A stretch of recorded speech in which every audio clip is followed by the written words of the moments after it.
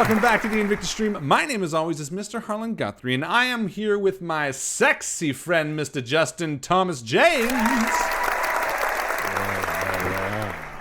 The gorgeous Ms. Joe Fallak.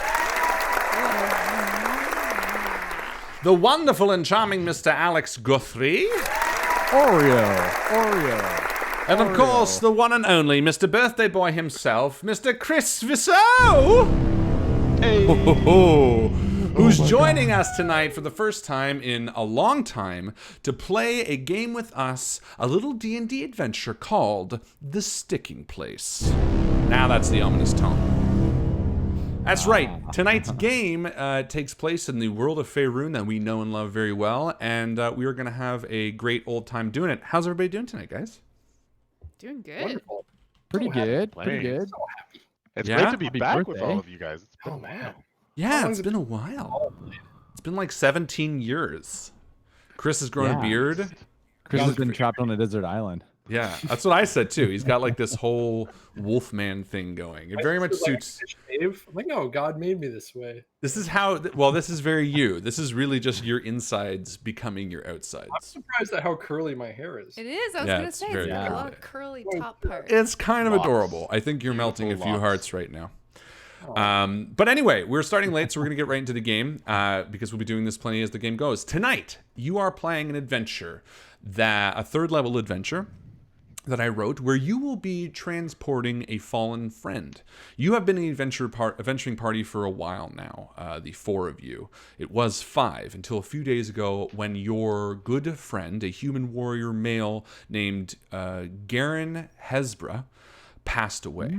Now, one of the interesting things about the game we're going to be playing tonight is that you guys, as we play the game, are going to be earning inspiration by creating his backstory. And this is going to be in a few different ways. I'm going to call on you guys throughout tonight's game to give information about how he existed. You're going to create this person that you've known and loved for as long as your previous adventure has happened as we're playing the game. But all of it is going to start off with the actual point of why we're here tonight, which is, where are you taking this warrior to rest? Where is his final resting place? And we're going to discuss in a second with the community, with you guys, where you're going to take him. But before we do that, I want to welcome you to the Invictus stream. If this is your first time watching, this is a great game to hang out to. It's going to be a fun one. We also have a edited podcast called Dice Shame, one called Malevolent, and we do a lot of fun stuff. You should check out our website, diceshamepodcast.com. Join us on Patreon if you like this kind of bullshit. Follow us on Twitter and all that. That's it. Let's get into the game, ladies and gentlemen. The Sticking Place. Here we go. Sticking in your eye place. So, the meta first. Who are you guys? Let's introduce characters, starting with Justin. Who are you going to be playing tonight?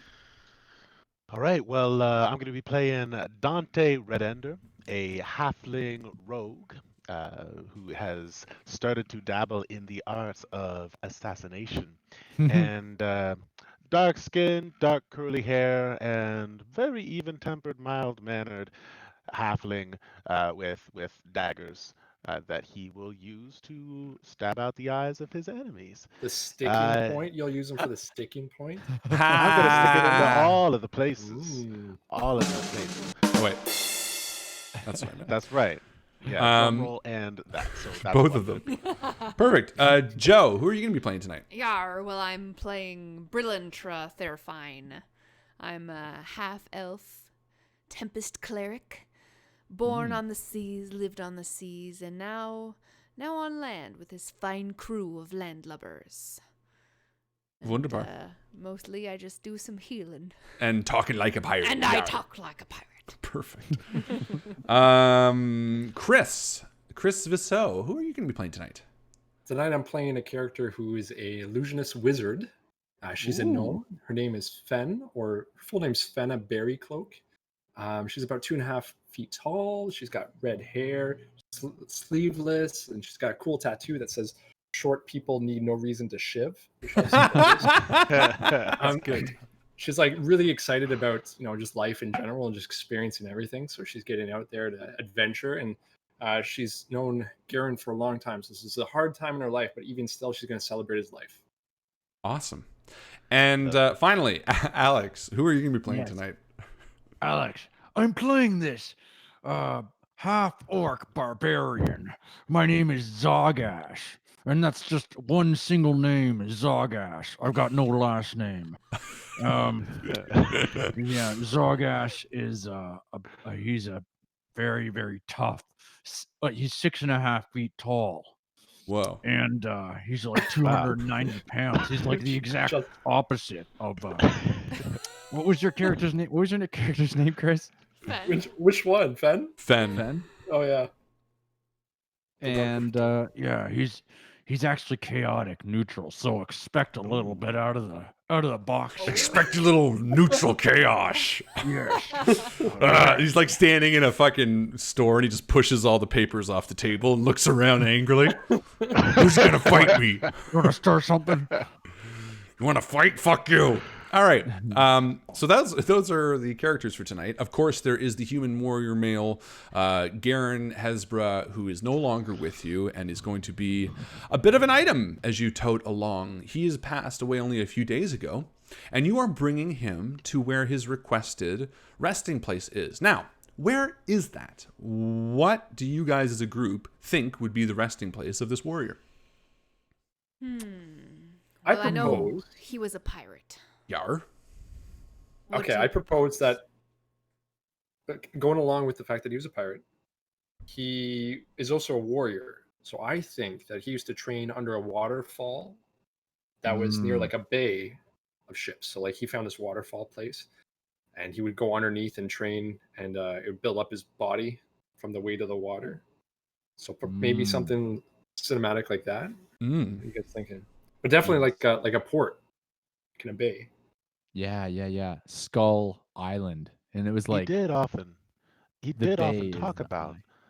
the bay and the waterfall, and one day wanting to go back there. It would be a shame for us not to take him on that last leg of the journey. I do so remember nice. seeing him there underneath the spray of the water glinting off of his muscles. I think that would be a fine resting place. Cut to him just like flipping his hair.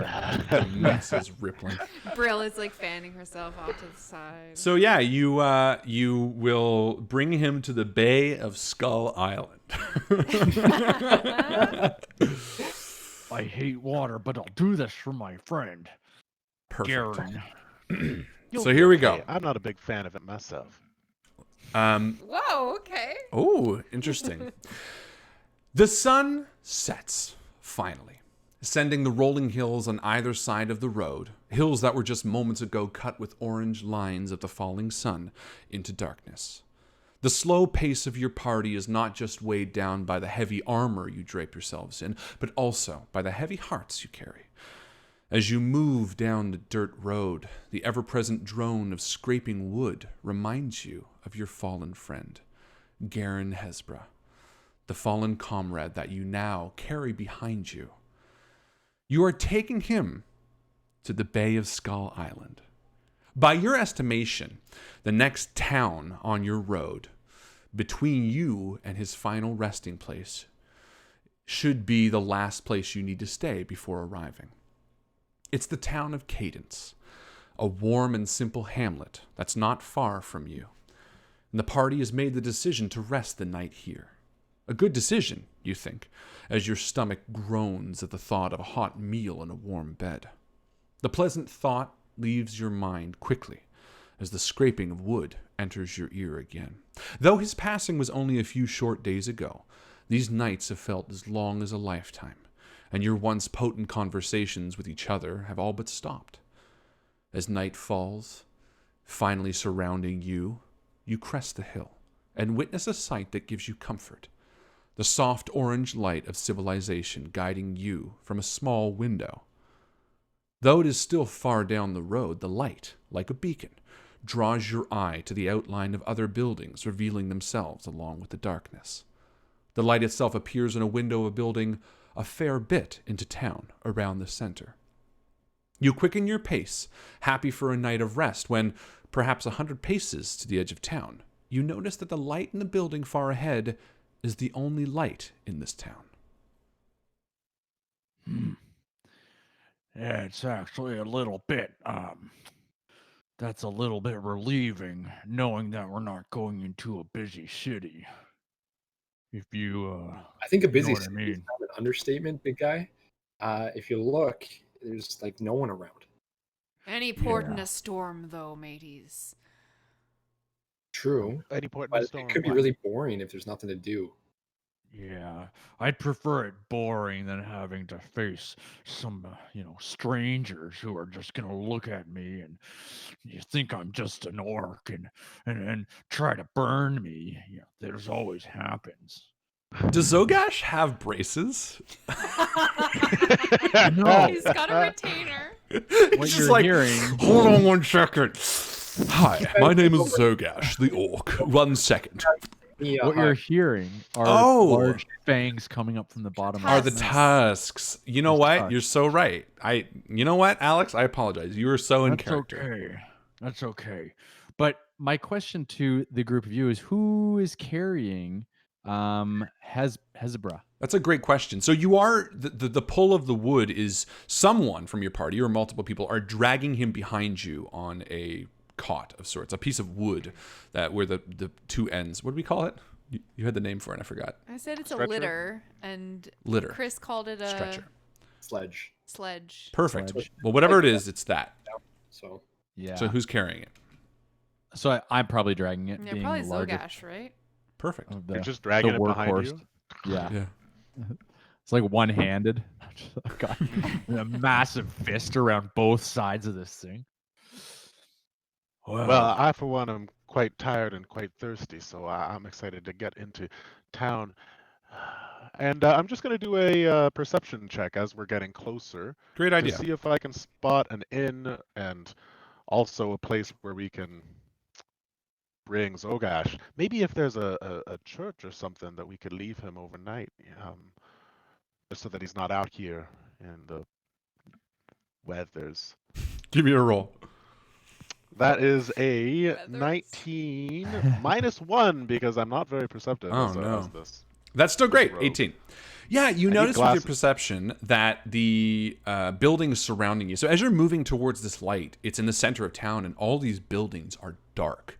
There doesn't seem to be any light on in them, and yet night has just fallen. So it's not likely that everyone's gone to bed in such a short amount of time. However, with 18, as you're scanning your eye along the houses and windows, you do see some movement in some of them.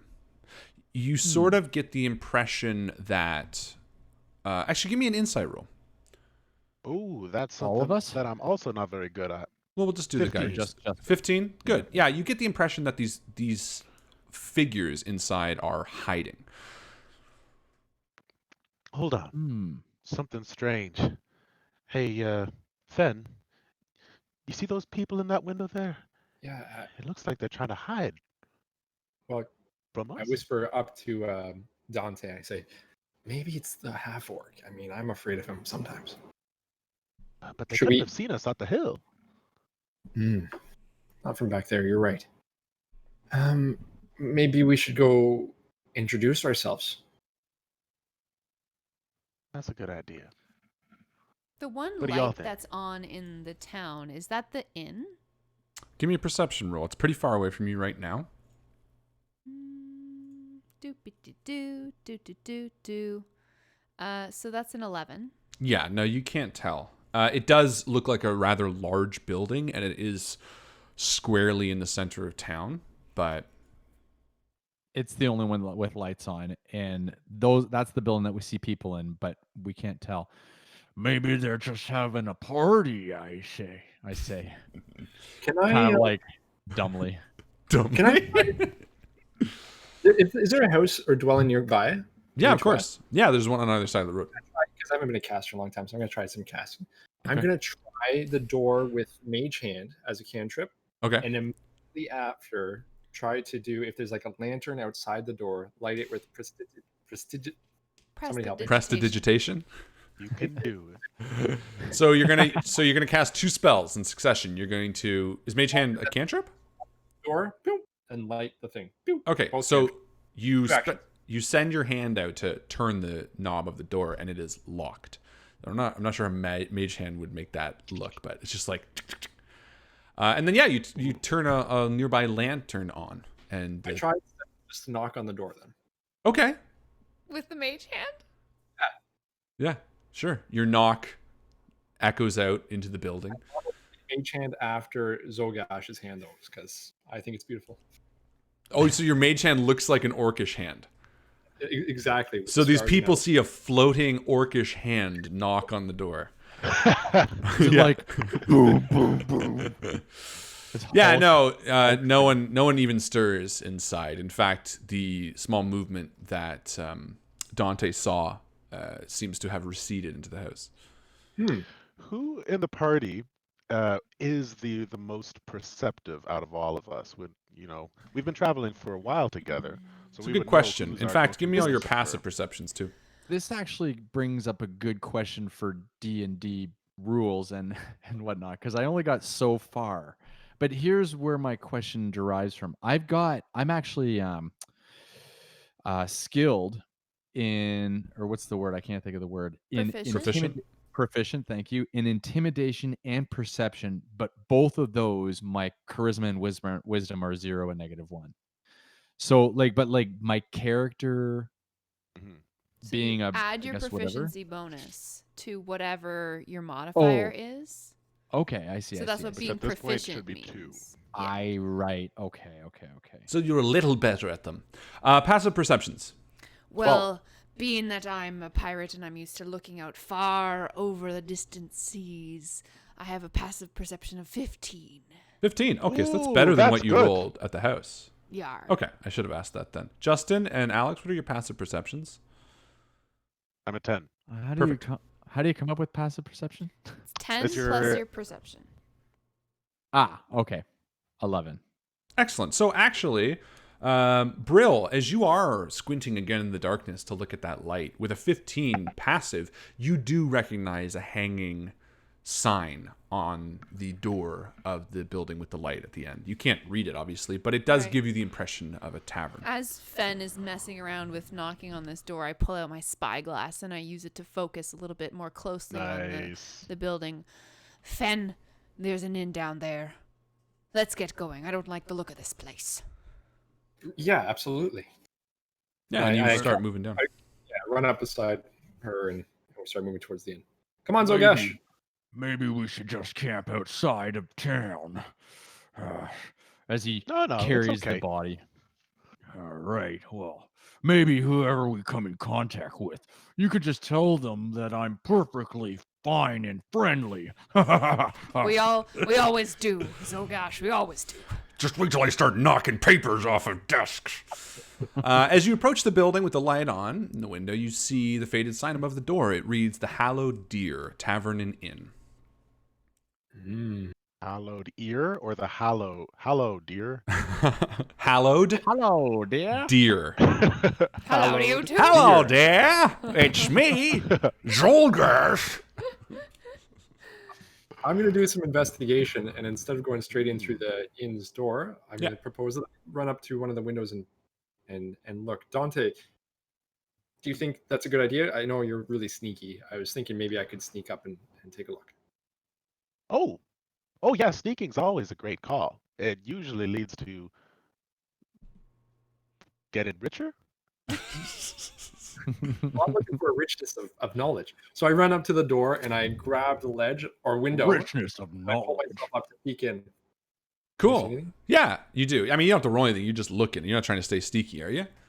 No, I'm just Yeah. doing investigation. Yeah, you see a few people in the got- bar. They seem pretty uninterested. There's like an old couple at a table. There's a man at the bar speaking to an older guy. You see a few people. I'm assuming you're just doing like a hop. So it I seems... like pull up just to look. Does it look like it's a cheerful place, or does it look pretty gloomy and sad and scary? It looks I would say somber. It doesn't look exactly energetic, but given that you're pulling your dead friend, it sort of matches your party's feelings at the moment. Not to mention you're all exhausted. You've literally been carrying a body all day. And speaking of which, Dante is going to go back to the corpse of Garen, and he's going to kneel down next to him, and he's going to peek underneath And then he's gonna say, Brill, I think it might be time for another one of you, for you to do that thing that you do. Dante, stop fussing with the body. You're always I'm not fussing fussing. around, He's just peeking starting in to and smell a little poking bit. at him. I just know that you do that thing with your reposing. That's a first thing in the morning thing. You leave him Okay. alone. Well, it's been a hard day for him. He's traveled a long way. I know.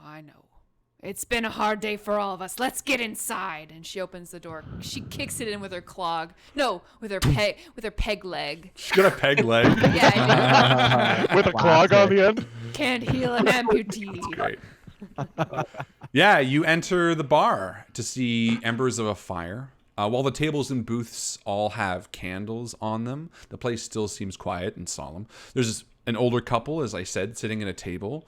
They eye you nervously, but then continue eating their soup.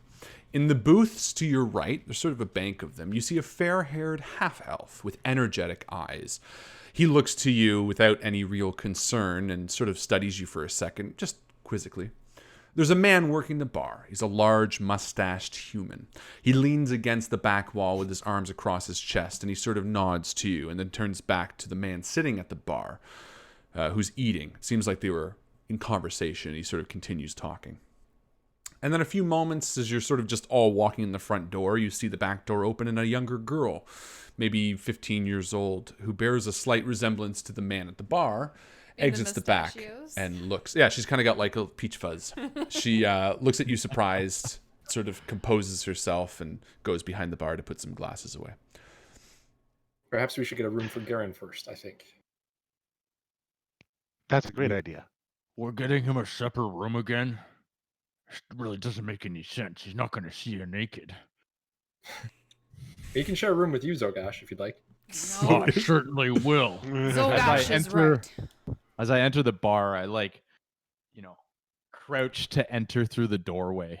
And Yeah. my hulking shoulders squeeze through the. And everyone in the bar sort of just frame. like leans back a little bit. The older couple is definitely a bit nervous.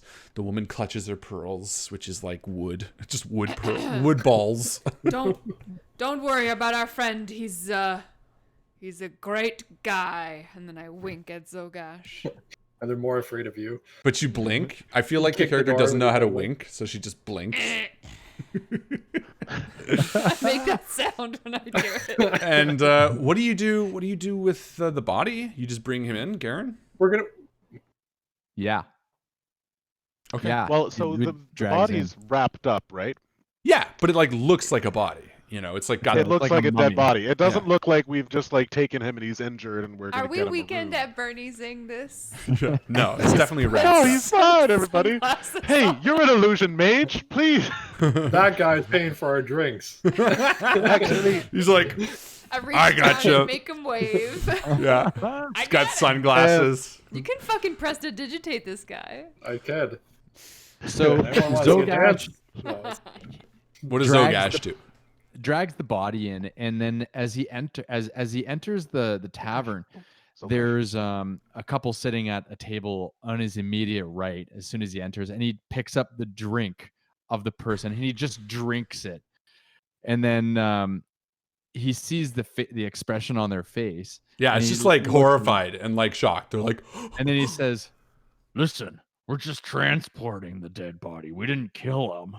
I'm Like, used to this. oblivious so to I'm the already, fact I'm that I already getting a drink. drink from the bar and Yeah. replacing it. So- I'm so- really thirsty. I'm sorry. okay, yeah. So okay. Give me a Fen. Give me a persuade. Give me like a smoothing ruffled feathers type thing. Okay. Cool. That's good. I like that. Yeah, I'll give you advantage actually because I think that's a really clever way to talk them down. So roll 2 d20s, take the higher. Thank you. Oh, those aren't d20s at all. No counts. Too late. Oh, there you go. It says it right there. forgot I'm rolling on Invictus. I mean, you can All roll. right. I'm gonna. Oh, natural 20. Oh wow! Hell Yeah. yeah. So what do you say as you bring this couple over a drink? As I walk over, so it's an older couple. Yeah, like old farm people. They got wrinkled skin and ignorant farmers, like the most ignorant farmers. She's like, hey? Okay, so I walk over and go, Sorry, he's a really thirsty guy. He means no harm. Are those wooden beads on your Yeah, I necklace? made them myself. Got them from wooden clams. Oh, well, they you must have had to do a lot of diving for those. I dived lots. You think I can't swim? She's a lucky later. I bet you had the bends of No, that's the lady. That's the lady. Well, my hat is off to you. As you can see, I'm not wearing a hat. I wanted to replace your drink. Here you go. I hope you enjoy it. Perhaps we can share a drink together and we can talk about your diving experience. And I sit down with my drink and I pull up a chair. Yeah, they're immediately disarmed. They feel so comfortable with you. I think they're also Nice. sort of excited at the prospect of a gnome. I don't think this area has really had many gnomes, so they're kind of like, oh wow, they're mythical. Yeah, no, it's great. As you enter and you're moving in, Brill and Dante, what are you doing? Dante and Brill belly up to the bar, I would like to think. Oh, 100%. Yeah. And Dante pulls out his little box of dice, and he drops it on the bar. He says, "Okay, We're so immediately. let's continue our adventure. So you are in the mountains, and you are trying to get through." No, Dante, enough of this. I thought we were gambling. No, Wait, fuck are you D&D. I actually don't want to play playing- anymore. D&D in No, they're D&D? playing humans and I hate that game. It's stupid. Yes, You're a Human stupid. you're Another filing one. your taxes. Oh, you like yeah, it? and You were as you excited the other day. as you saunter up to the bar, the man behind sort of he's eyeing. He kind of looks around you and he's eyeing the clear body that's on his floor, and he kind of looks back towards you and says, "Welcome. What can I get you?" I'll have a grog. Right. What about you, little one? Do you have a fruit spritzer noggin? No. I'll also have a grog then, please. Oh. And he bends Could you down put some and honey in it? well, it's already got rum in it. That's sweet, isn't it? Okay, I'll try And he it. puts 2 grogs on the counter, and he sort of turns back to the man he's talking to. The man next to him, who's not next to you, is sort of a middle-aged fellow. He's got bright eyes, and he's sort of eyeing you with one eyebrow up and goes back to his chicken, and they continue talking. And we'll have a room for the night as well if you sell them here. The man sort of looks towards you and says, "Well, that's not likely to happen." And why's that? You hear a small voice behind him, and the young girl sort of paws herself around and says, "Well, hold on, Dad. I think what my father means is that who exactly is going to be staying here?" And he sort of curtly nods. Well, it'll be the 5 of us. That's right. She's counting the dead person. As And- Zogash is lifting the dead body and placing it on top of 2 tables as he sits down. Yeah, and you can It's grisly. and you can already see the man behind the bar getting his back up. "No dead body is going to stay in my inn." And the woman sort of, says, "Just 1 second, Father. Hi, my name is Nullo. This is my father, Togra. I think what my father means to say is that he would feel uncomfortable housing a dead body." Why? It's not gonna do anything, and you can't move. It's dead. Brill flicks her eye patch up over her eye to reveal a totally solid white orb that Oh, just weird. stares down this little girl, and she's like, "It's on the backs of adventurers such as us that the countryside around your town remains free. And if you refuse us service, by the virtue of the fact that our matey here is no longer with us, well then, I don't know what kind of people ye are." We'll Arr! burn the town down, maybe. "Free?" says the barman. "You call that free?" And he points out to the window, to the darkened street outside. And again, she sort of calms him down. Father. Oh, no. I won't be spoken like that in my own bar." And you can tell that she's desperate to sort of try to keep the peace. Please, please, what is your name? She turns to you, Brill. I'm Brill. This is Dante, Zogosh, and Fen over there. Can you please just let him calm down before provoking him anymore? And she sort of looks nervously to her father, who's a pretty hulking man. You know, he's 6'3", pretty well built. And you can see he's trying to fight back rage. There's this like moment of awkward silence, and then the chair that Zogash is sitting on just collapses under his weight. Crash. Damn it! This always seems to happen wherever I go. So there's He this stands weird... up and he says, So you mean to tell me that you won't let us carry the body of our fallen friend here because of what's going on outside? And you can see Togger's, like, again, sort of breathing through fumes. There's this odd dynamic where this old couple loves Fen, and I guess to an extension Zolgash. And the barman is just heated at sort of the audacity of the situation. And the young girl's trying to keep it calm, while the young elf in the corner is just, like, awestruck. He's just watching. This sort of thin, pale-haired elf is just, like, excitedly hoping something happens. And as you see Togger about to open his mouth and spit something angrily towards you, the man he was speaking to at the bar sort of turns around. Slate! Togger, maybe there's an easier solution. I house your friend for the evening. My name is Warwick. I'm the herbalist, and I have accommodations for something such as your friend there. And you see immediately Nello, like, look to her father for some sort of approval, and he sort of starts breathing calmly. And this man, Warwick, sort of turns towards you, Brill, sort of being the de facto leader right now, and sort of looks for some sort of approval. As long as you have place for all of us to stay comfortable and a barred door to put between us and the outside world for a night, well, we'd be happy for it, I tell ye. Well, I don't know if I have enough room to house all of you, but I can definitely house your friend.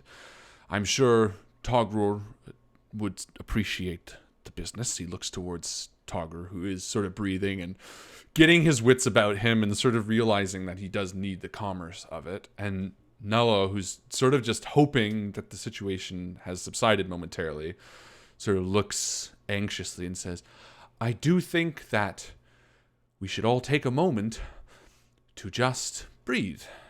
And Togger sort of says, need to get another barrel anyway. And he walks behind the bar. Brill drains her tankard of grog and looks down at Dante for his approval. Yeah, Dante has pulled out his own little tub of honey, and he's been stirring around. And he looks up. Oh, did I miss something? Nello, the young woman, sort of looks over the bar, and she's like, wow, I've never met someone quite as interesting as you, Lot. Where do you come from? We come from all corners of the Moonshay Isles and the spine of the world. Well, that is interesting. And she looks sort of excited for a moment. But there's a nervous energy to her. And she sort of turns around to fetch more glasses as the gentleman who's introduced himself as Warwick sort of continues on. He's a tall man. He has sort of gold-colored eyes. But he looks exhausted, tired. And he says, glad I could diffuse that. Togger is a fine man, but he does have a sense of anger about him. Is this the man who was sitting eating chicken at the bar? Yes. He's got like chicken on his fingers and dirt too. He's got this Ew. sort of scent of dirt on his fingers. And he stands up, wipes the chicken grease on his waistcoat, and puts out a hand towards Brill. And he says, again, Seth Warwick, I'm the town herbalist. Nice to meet you, Very Seth. And Hello, nice to meet you. he sort of waves Zorgash and Fen over and says, and you? And he holds out a hand. Dante, please, said that you're the herbalist of this town. Yes. Well, what? Well, yes. Yeah, it seems like a very strange place. There's people hiding in their houses. He I sort wonder of what they're hiding shoots from. a nervous look at the old couple at the table, and then sort of looks longingly towards the back door that Trogger exited, and sort of looks back and says, "Well, yes, there's a bit of something." And his Can I roll eyes. insight on this fool? Sure, of course. Yeah. I'm getting the impression that he's wanting not to talk in front of the barkeep. 16. Mm. Yeah, could be. you're rolling insight. Mhm. Yeah, you definitely get the impression that he is nervous about talking about something that has befallen the town. There's definitely a nervous energy about him, but not in a sketchy way, just sort of a cautious way. It's the same energy that Nullo has. It's actually something that you can pick up. But his eyes do fall on the body, and he sort of takes a moment and says, "Who is this? Tell me about him." And I would like to use this as a moment of inspiration. So, who would like to tell us about Garen Hezbra for a moment? Do you want me to just roll for it? I have the Roll four for of it. you. Roll for it. I'll roll for it. Question before you do that. Yeah. Is do we know anything about Garen so far? Well, No, not yet. Other than his Okay, name, we're he's gonna a keep human reading. warrior male sailor. So whoever Oh, okay. goes first is going to be the deciding factor of a lot of what's going on. So, Just making sure. I didn't want to say, oh, he was an orc. no, for and sure. then So, he's acting human. Seth Warwick, the town herbalist, his eyes linger on the body of Garen, and he looks towards the party and trying to change the subject, but not in an overt way. He just sort of asks. I mean, he's probably curious about who he's going to be housing. He turns to you, Chris Fenn, and he asks, who was this man? Chris, I would like to ask you to share with us a moment of triumph from Garen Hezbra's life. I climb up onto the bar stool at first, and I see the fact that the barkeep is away. So I actually step up onto the bar. I'm keeping one eye to where the barkeep is going to come back. And if I see him coming, I'm actually just going to knock over a glass or something with my prestidigitation in order to forestall him. He won't come in, don't worry. So that he doesn't see you standing in the bar. I But want if to he happen. did, Yes, that's what would happen. It's all planned. Good. You asked me who Garen is. Garen, I say to the whole inn, is a prince of men. Nay, not a prince. Prince is too small a word. Garen is a sage, a wonderful being who we've lost recently, and the world is worse for it. Let me tell you a story. Not even my companions know this, and they have many stories about Garen in moments of triumph that they could tell you. But this is one even they do not know. When I first met Garen, I was a little bit down on my luck. I had yet to come into my own.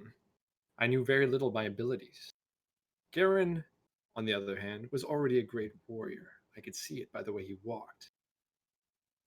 There was this young boy, and he was being troubled by a gang of ruffians.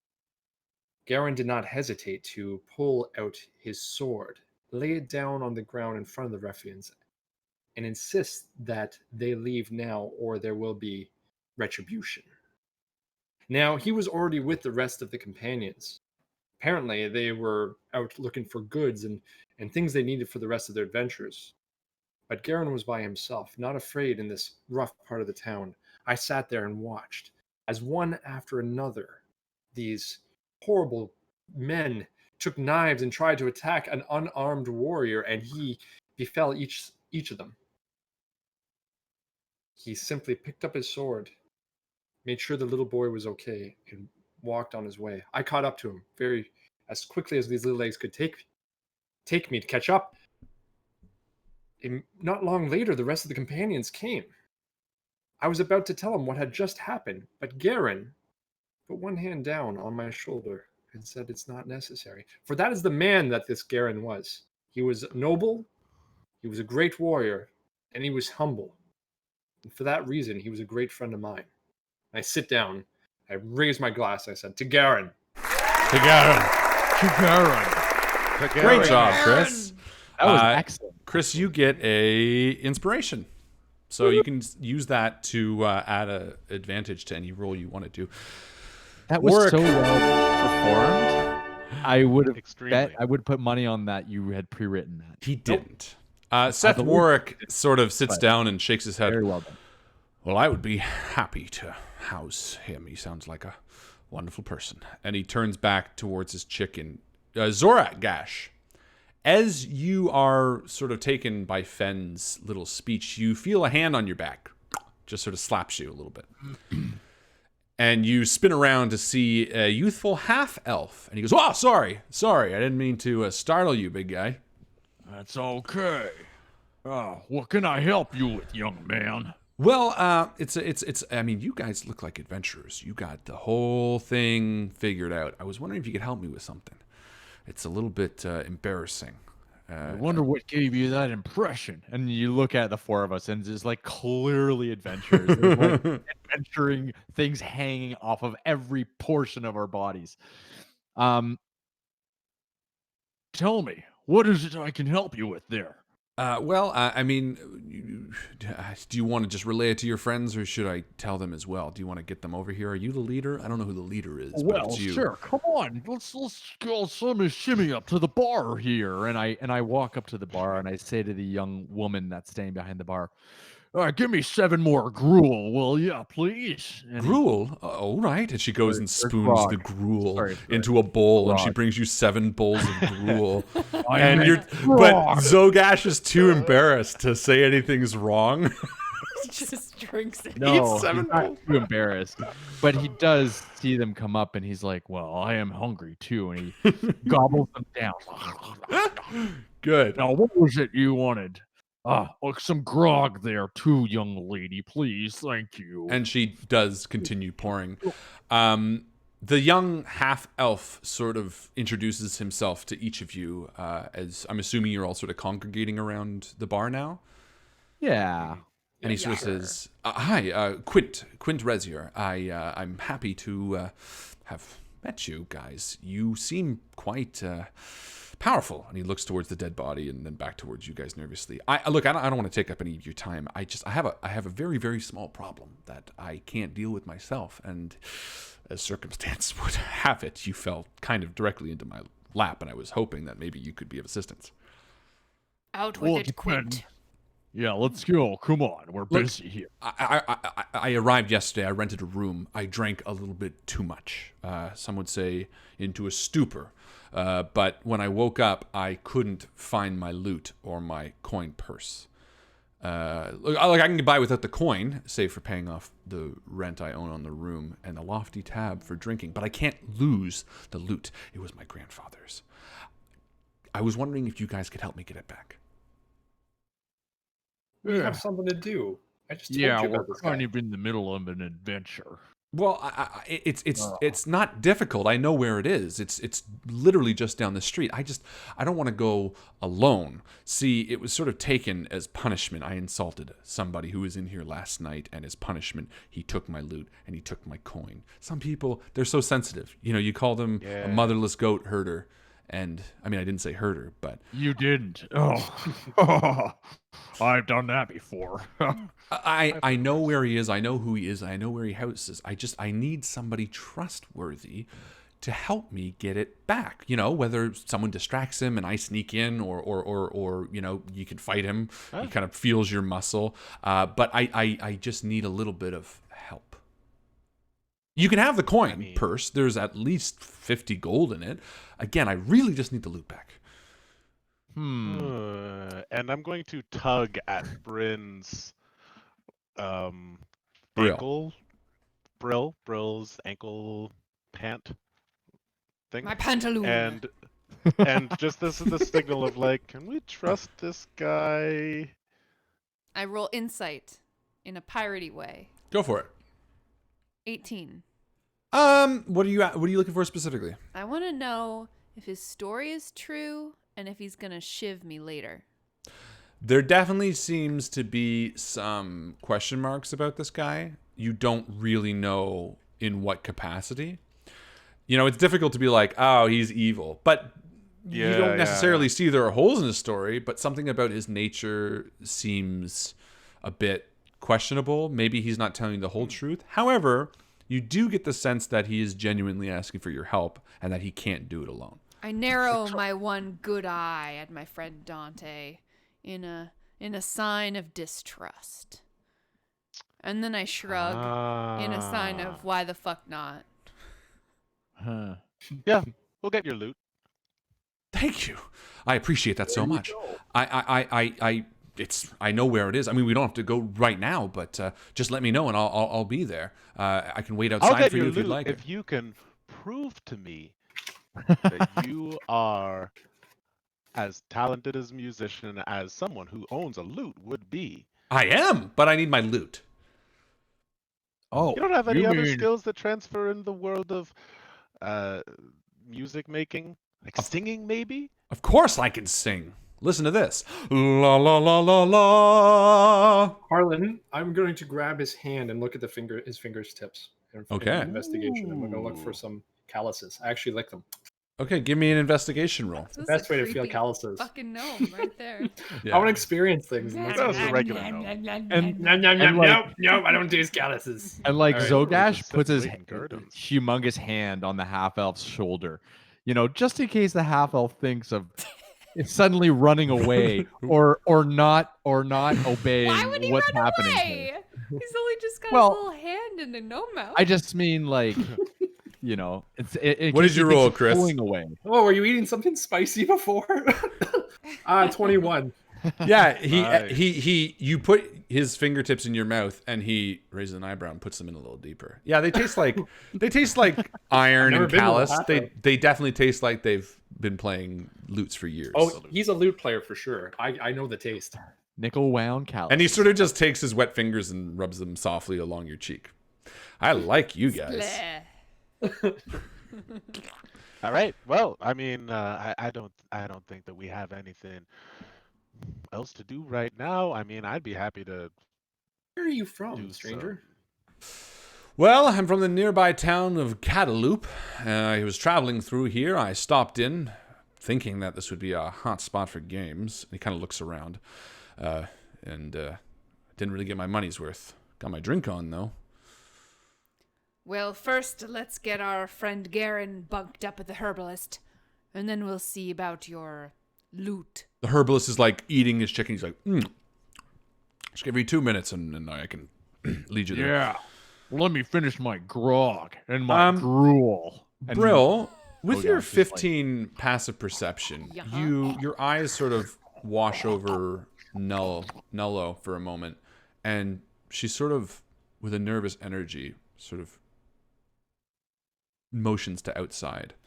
Just gonna go powder my nose. And she's like excited at the reaction, and she's like, I'll be back. And she goes to the back, and you hear her call for her dad, and she slips to the kitchen area, and a few moments later the dad walks back out. He's much more calm now. He's whispering something under his breath. It sounds like a mantra. He's like, I am in control, I am in control. And he walks back out and he's like, all it be. In a meta sense, if I had to put money on this without asking for approval of this thought, I'd say Thought police, from the yeah, DM, I would say that there's something to do with dead things coming to life in this town. That's why he doesn't want the dead body in his tavern overnight, and that's why the town's all dark. What? Let me just rewrite. So, Brill, what do you do? Let's see. I hobble to the back, looking for the bathroom. Yeah, I mean, there's an outhouse. Yeah. There's a back door to this place. But secretly, I'm looking for Nello. Yeah, I think you can find her pretty confidently as long as you're willing to head outside. Definitely. As you do, you hear a tsk, and you see her standing by one of the back windows, the light from inside sort of casting shadow on her face. And she says, sorry, I didn't mean to do that. My father, he gets so frustrated and angry, and I'm worried. I think we need your help. Now, tell me, Bucko, how can we help you? Well, something's happened to the town. That's why everyone is hiding. my father, he likes to pretend it doesn't happen. It's not existing, or everything will blow over. But people are scared, and unless something is done, I don't know what will happen. All right. Take 2 paces back. Start at the beginning. Excuse me. I have allergies this season. It's hay fever. She sort of pauses and looks through the window and just says, "Do you want me to meet you out front? Perhaps I can tell my father I'm guiding you towards the herbalist's house or wherever, and I can tell you then, or you can relay it to your party, whatever you'd like." Well, it'd probably be easier if everyone heard all at once so we didn't have to do a lot of extra exposition. I'll follow you inside after this. Wonderful. And you just pop a squat and do a pee right there on the ground. Yeah, I just piss right on the ground. Yeah, just piss. Mm-hmm. Yeah. You just pissing. Just pissing. Just going for it. Just pissing. Meanwhile, You head back in the inside. tavern. Yeah. And what is, I'm assuming Zolgash? Zolgash has been entertaining the old couple at the table. Zolgash is like funneling 7 pints of grog and 7 bowls of, what's the other G? 7 bowls Gruel. of gruel. He's shoveling it, and it's just like getting all over his chest and his face and stuff, and he's like just a sloppy eater. Perfect. This is the best grog I've had. I didn't even want the gruel, but it's not bad. Nullo enters back in the bar a moment before Brill, and she sort of says to her father, "Father, I'm going to help the adventurers to Warwick's place, if that's okay, Warwick. I know you're still eating." And he sort of like threw a mouthful of chicken's like, "Yeah, that'll be easier. I'm trying to finish.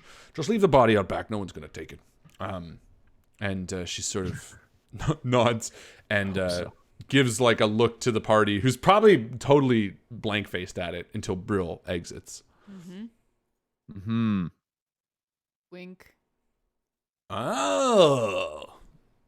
The reason that you can't tell that I'm winking is because of the eye patch. It just looks like a blink, but I'm doing it extra. But you guys all know that. So when she goes like this, No, it's because I go at the same time. honka honka. And the father's like, all right. And she heads out front waiting for you guys. Yeah. Anything else you want to do in the bar? Nope.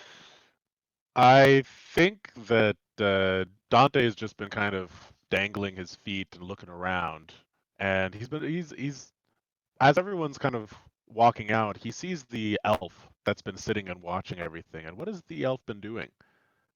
He's kind of taking it The all in pale. like a show. You get the impression that he's been Yeah. fucking bored. He woke up, he didn't have money, he can't pay his bill, so he can't leave this fucking town, and he doesn't have his loot, at least from what he's telling you. Oh, that's the elf, right? Sorry, yeah, is that what you were asking about?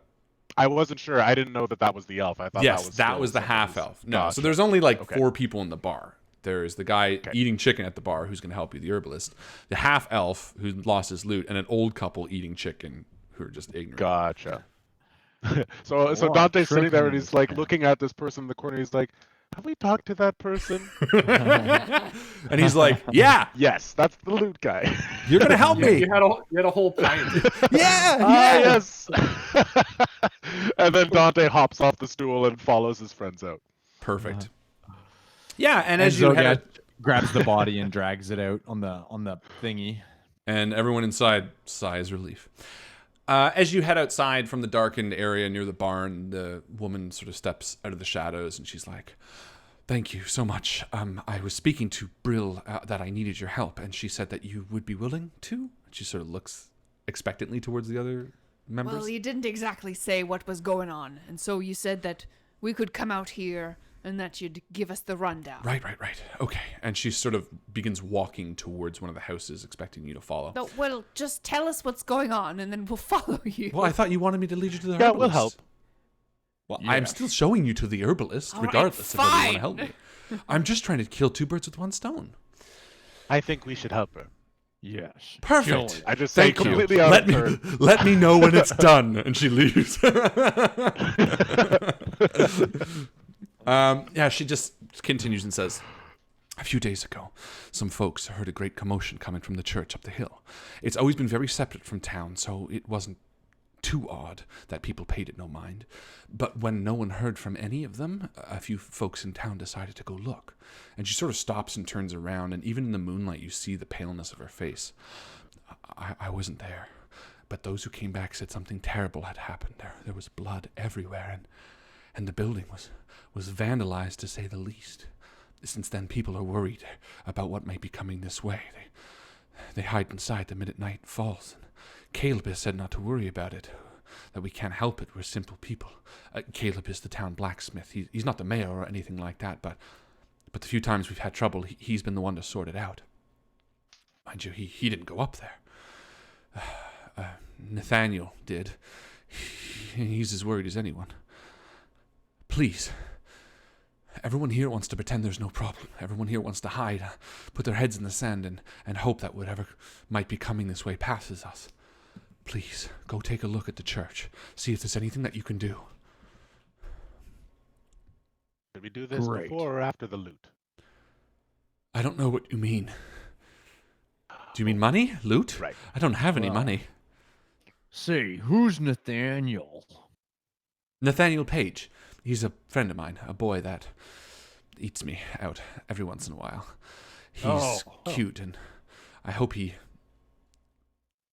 eats me out more. Wow, this got really. That's what we call too much information. What? She's very calm in demeanor with a hypersexual. Our adventure. She's very comfortable with sexuality. There's nothing wrong with that. Jeez. Comfortable and specific. Specific. Very specific. I don't want to get pregnant. No, she tells you Nathaniel Page is a friend of mine. He can tell you things. Maybe he can be more specific. He lives in a building down by the bridge, a small house. And she sort of points to the north. Cool. Yeah, maybe that's the man who has the loot, and we could kill more birds. Stop talking about killing birds. I believe the expression is get two birds stoned at the same time. Yeah, man. Oh, 420, man. So, where do you guys want to go first? Well, You hear a voice from behind you, and it's the half-elf. He says, no, actually, the person who took my loot was mentioned by your little friend there. Sorry, I was listening. And she's like, oh. He's like, it's all right. I kind of noticed there was something fucked up going in town. No, the guy who took mine is Caleb, a blacksmith. Where does he live? And she's like, oh, he lives at that side of the town. She points not too far away. He's like, yeah, that's the dude who took my loot. Okay, all right. So, All right, just go trying away. to gather all of the Half-elf. pieces here. You don't need me? Perfect. I'll be at the bar. He runs away. He's like, I would have helped, but ha! I want to ask, what's her name? Nello. Do you work the bar most nights? Yes. And tell me, did you see this half-elf character last night? Which one? The one that just ran away? Yes, the one that's running away right now. Look at him go. He runs fast. Goodbye. Yes, I wanna help, yes, he was at the but bar I'm last night. asshole. He got rather drunk. And did you see this theft occur? I wouldn't call it so much as a theft. He said some pretty terrible, cruel things to Caleb, and Caleb took his loot. What kind of cruel things? Well, he said that he was a goat fucker. And, I mean, I don't think being called a That's goat not what he fucker is told very us. nice. He said his But mother you were was open a about goat your fucker. sexuality. Oh, you're right. Sorry, it was a... Oh, don't get me wrong. Fuck any goat you want. But you need to make sure... someone fucks a goat before you call them a goat fucker. And I don't think Caleb fucks goats. So he was he just does have cows, though. bandying the term about willy-nilly. And being specific is kind of your deal. Well, I've seen him fuck a sheep. And I've seen him fuck a lamb. But I don't think No. And she sort of, corroborates. He was drunk. She does say that he pissed off Caleb Brown, and Caleb Brown sort of took it. And then he cried after quite a bit. The half-elf, that is. What do you want to know? Well, a loot theft compared to a church full of blood, I think one of them is more important than the other. Oh, I didn't realize you were comparing quests like this was some sort of fucking game to you. Yes, of course, one is more important. Hopefully you take the one that's actually fucking important. What's Caleb like? Oh, normally a He's a violent goat person? fucker. he's a goat fucker, so I like him. A lamb? When I dress up like a goat, Does he eat pussy though? of course he does. When I'm wearing my costume. Did I mention this is 18 plus? Oh yeah. Um, Oh boy. Maybe. I didn't know. I didn't do my warning. You didn't warn The me. one time. Yeah, figure. no, she's like, Caleb is a good man. He definitely is like my father, where he can be stubborn, but he's definitely more actionable. He would have been part of the party who went up to see the church, but he was busy at the time. I believe he tries to do right by the town, but I also fear that without concrete evidence of a problem, he also would be happy to pretend things are better left untouched. So it wouldn't be very helpful for us to go talk to Caleb? I don't know. He might know more than Well, he's letting This on. should be a pretty quick. I'm just gonna Well- walk well down there said. and have Oh. a conversation. So It's not as though he's stolen it. I think what happened is he's probably taken it because he was given it. Anyways, let's go confiscated. drop off this body. Or yes, and she Not guides yet. you towards the house that she was meant to be guiding you towards. I And don't really. What is the herbalist like? Because he looked kind of like a greasy fellow. I wouldn't put his fingers in my mouth. he had dirt on his fingers because he's an herbalist. I mean, you assume he's like plants shit. I say, yeah, let's get her to show us the way to the herbalist. Is it Yeah. on the way? Is it on the way? The town is pretty little small. You know, Noah? there's not very much. But yeah, she's stopped out front of it. She's like, it's actually right here. And there's a plain No. house sitting next to you. We just prop him Perfect. up against the front door. Oh, I put him out back. That's what He did say We should put him that. out the Good back door. listening, Alex. I was listening. For I just once in my would life. prefer to prop him up against the front door because it's kind of cute, like a fun, cute. You can prop him up against the back door. You can't get into your house Doran- unless you move our body. I almost, Exactly. I almost said Doran. door. Doran shows up. He walks by. Red and Doran and Kraloth are like, Zogash. Why are Zogash we in this town? walks around the back of the house and with a thud drops the body of Garen off on the cool dew touched grass that's Perfect. in the backyard. excellent. So, where are you guys going to go? You have Nathaniel Page, who Nullo claims went to the house, or went to the church. You have Caleb Brown, who is Take me the to de facto leader of the town and has the loot of the half-elf. And then you also have the church. Well, my Unless you want to thinking ask is her anything both- else. Sorry, I should say that. Otherwise, Nello's going to head back to the bar. no. So you said, actually, this is one thing that's quite important. You said that you don't have any gold. So, us adventurers tend to work for things. Is there anything that for us services rendered would render us some type of service in response to the services that we render? And she sort of struggles a bit and says, well, I don't have any gold, and I'm not too sure of exactly what happened at the church, other than violence.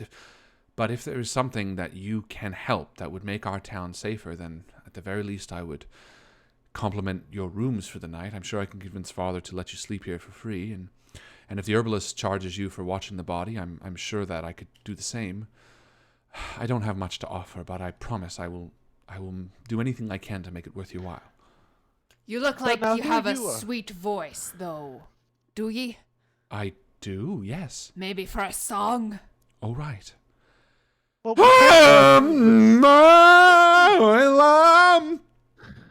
That's good enough. Thank you.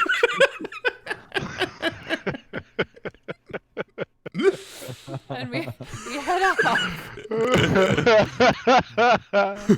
All right. I'm thinking we go see Caleb and ask him about the church first, and then also I agree. retrieve the loot. Sure. I was gonna say Nathaniel Page, but I think Caleb's a great bet. What do you think, Chris? Sounds like a plan. Which one? Let's go see Caleb. Blacksmith. Cool. Let's do it. Caleb. He's kind of and the then de facto town leader too. So if we were to save his town, then maybe we would get some loot squared. and the loot. Loot times Loot loot. and the loot. We head over and Looty loot. greedily. Yeah, she's pointing you in the direction of the small blacksmith shop. You see that the forge is still warm, as town night has just fallen. The building is dark, as with every building that you've approached, so he's not immune to the fear. And it's next to the river, not near the bridge, however, like Nathaniel Page's place was, but it is near the water. Brill One of stands those. and gestures for Fen to do some knocking. She's the door knocker. I walk up to the door. Am I going to do it like magic ways? I could do That's magic your ways. call. You guys Do want me how to do you want. magic? I'll do some more magic. So I do some more magic. I from a distance, and I like raise an eyebrow at the rest of them as I do it, just to knock on the door. I can do that. Thank you. Thank you. Yeah, It's and the mage hand so misses. impressive. No, I'm just kidding. Yeah, the Breaks the door. window. A few moments later, you hear some movement, and barely with your passive perception, Brill, you see the curtain sort of just move and then slide back. We're here for the loot. Tentative I'd fuckers say inside. out loud. Yeah, We're here for the loot. I'm going to say he opens the door. He's not a fearful man. And he opens the door. But he's definitely cautious. In fact, one of his hands is hidden behind the door. Sort of. Dante's gonna walk around back. Oh. Before the door opens? Yeah. Okay. Give me a stealth roll. Yes, I will do this. Can you stealth? What? Can I stealth? Yeah. Yes, I can He's stealth. a halfling. I'm quite a stealthy person. I'm quite Justin, I can make you invisible. Can well, that's he okay. stealth? Because I got a +8 to my stealth roll. But imagine Which if you had gives me a a plus 19. being invisible. Yeah, perfect. Yeah, you head off the side, unseen. Yeah. Caleb Brown Right. answers the door and he stands there with a sort of nervous look Are side to any side of in us the darkness. particularly charismatic? And he goes, how can I help you? Brill sweeps off her pirate hat and drags it low on the ground as she does a deep curtsy and then straightens up. Yarr. I walk up to the Caleb. I say, Yeah. Caleb, we are here on behalf of a patron of the inn we spoke to. It seems you guys had some sort of confrontation. I think life is too short, and I live 500 years. Perhaps you should maybe return his loot. He sort of is awestruck and surprised at the candor and the nature of why you're knocking on his door. And he's like, oh, that elf? That's the one. Oh. Also, And I step forward kind of out of the darkness. And he takes a half step back. And as he does, you hear like and he looks down and there's like a 3-year-old boy like nervously looking around him. He's like, no, go back to bed. Please. also, there's a bloody church that we're looking into. And Zogash. Whoa, Zogash. There's a little kid there. Well, I'm Don't talk sorry. about Ixnay on the church. Whatever. I can't do And anything Ben loud. is like Stay smiling on the and waving church, at the whatever. little kid. Dead, So I bend dead things. on. So I'm like dead- already almost eye level with the child. Yeah, if you bend a little bit, yeah. That's right. Yeah, and I just make a little butterfly fly in past her. Oh. And Aw. and the little boy is kind of like, oh. And Caleb is like, so conflicted. There's this giant orc, this small Talking about gnome bloody that church. like come at his door in the middle of the night, and a pirate who come at the door in the middle of the night. Then like kind of weirdly not threaten him, but like obviously ask him for something, and then like conjure this little thing that Show is. some power. And I mean, the son is so frightened, but also confused and awestruck, and just like, oh, and Caleb just looks between the boy and back to you. I just want Dante to come back around. We got the loot. We're good. Yeah, Yeah. Actually, I mean, as that's happening, Dante, yeah, you moved around the back of this building. What do you do? Is there like a back door, window, anything? Let's say there's What a are my window to hop up to. Okay. I'm gonna say it's open. It's a cool night, and they're looking for some air. Okay. Do I need to do an athletics roll to climb into that? Or No, but you will need to do a stealth roll to make sure that you're silent. I will do this. Don't fail this. This would be really bad. 23. Okay, good. Nicely done. Guy like pulls a blade, kid starts screaming, runs out into the night. It was the butterfly. Yeah, you silently slip into the house. Ben. And He sort of looks you over and down at the little boy and back up to you. Why do you care what happens to that man's loot? He's a rude elf. It's not that I care about him so much as how much I care about you. You know, when we carry this anger around with us, it actually harms us. You know, like So I can see philosophical. you're a busy man. You don't need this weighing on you. So by giving the loot back, it's just one more thing off your mind. That loot's going to stay in your shop, and it's just going to remind you of your anger. Do you want that? Justin, you see the loot and a small coin purse that looks like it would belong to an elf sitting What else- conveniently close to the what door. else is in this room? What else is in this room? What else can There's a chest. Well, spoken like a true Okay. rogue. There's a chest, Wow. which you can search. It's shut right now, but you'd have to spend some more time to take a look through that. You can give me a perception roll if you Okay. want to see more than that. I do want to see more than that. I'm looking for. Are there any signs of the kid in this room? Oh no, it seems like the kid is gone by the front door. Okay, I mean it's not a but big I don't know house. that but- there's a kid. Dante No, doesn't you know don't. there's a Oh, I kid see what living you're here. saying. No, Yeah. you. I don't think Dante gives a shit. I don't think he knows the difference. You're a halfling, right? So you'd I'm be a like, halfling. "That's a small bed." He must be a halfling I too. That's true. That is true. So I got a 5 on my perception roll, so I doubt that I see anything else. Yeah. So you just see the loot and the bag of gold, and you see the Yeah. chest. So I'm going to grab the loot. I'm going to grab the bag of gold. What's happening outside the door? Give me. Well, you failed your perception. You had what? A 13? A 5. 5. So yeah, you don't hear anything. But is it? I don't hear anything. Is it dark? Like Yeah. I see a butterfly float closed? by. Everything's quiet. No, like he's sort of in a back. You can't see or hear what's going on at the front door. You just hear like. But the door to the bedroom. The door to the bedroom. Is it Yeah, open? we'll say it's just like an archway, but it turns. So, like, if you're in the bedroom, there's an archway, an open doorway that It's at the leads end of out the to a hall. hallway and then goes left towards the front door. So you can hear them on the other Oh, side of okay. the wall, but you can't see or Just understand. kind of murmured. Yeah. Okay, cool. I'm going to go to the threshold of the door and I'm going to Yeah. peek around. Yeah, give me another stealth roll. Oh, that's a no. one. So, this guy is dealing with you, Fen. And give me a persuasion roll first off, with advantage, because I think you did a good convincing thing, and you kind of made his kid feel comfortable with the fucking butterfly. So you want me to do a persuasion to Damn what? it. Try to get him You should convinced tell to give people it- what he rolled. To give There's him not the another excuse that. to give The loot. the loot, yeah. So 17, I believe. Yeah, he's like, I just wanted to teach the guy a lesson. Stay here and I'll get the loot. And the moment he like turns around, he just sees this halfling. What like how do you reveal yourself with a natural one? With a natural 1, I sneak out into the hallway and I look at this man and I look at his little kid and I am the both shadow. their eyes are wide and I smile and I strum the loot and then I run for the back. I run for the back window. Okay, and he's like, "What?" And he turns back towards the three of you. We're gone. Dust-shaped no. clouds. Yeah, no. But I mean, like, there's nothing. I mean, he's.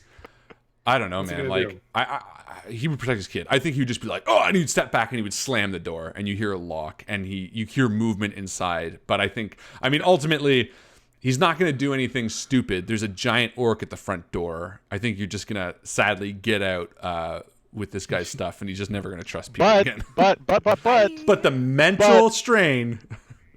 Dante sees the kid though. And so he, like, as he's running out the window, he jumps out the window with the loot and a little metallic clink sounds on the inside of the room and he left the bag there. Oh, Ah. And he's okay. running off with the loot. He left the money. Interesting. Okay. Yeah. So you don't really see what happens. You hear yelling, you hear scuffling, you hear scared crying from the kid. And you guys just see Dante. I mean, you're all still sort of standing at the door as he slammed it. And Dante's like running around holding the loot. And yeah. And so Zogash doesn't understand what has just happened.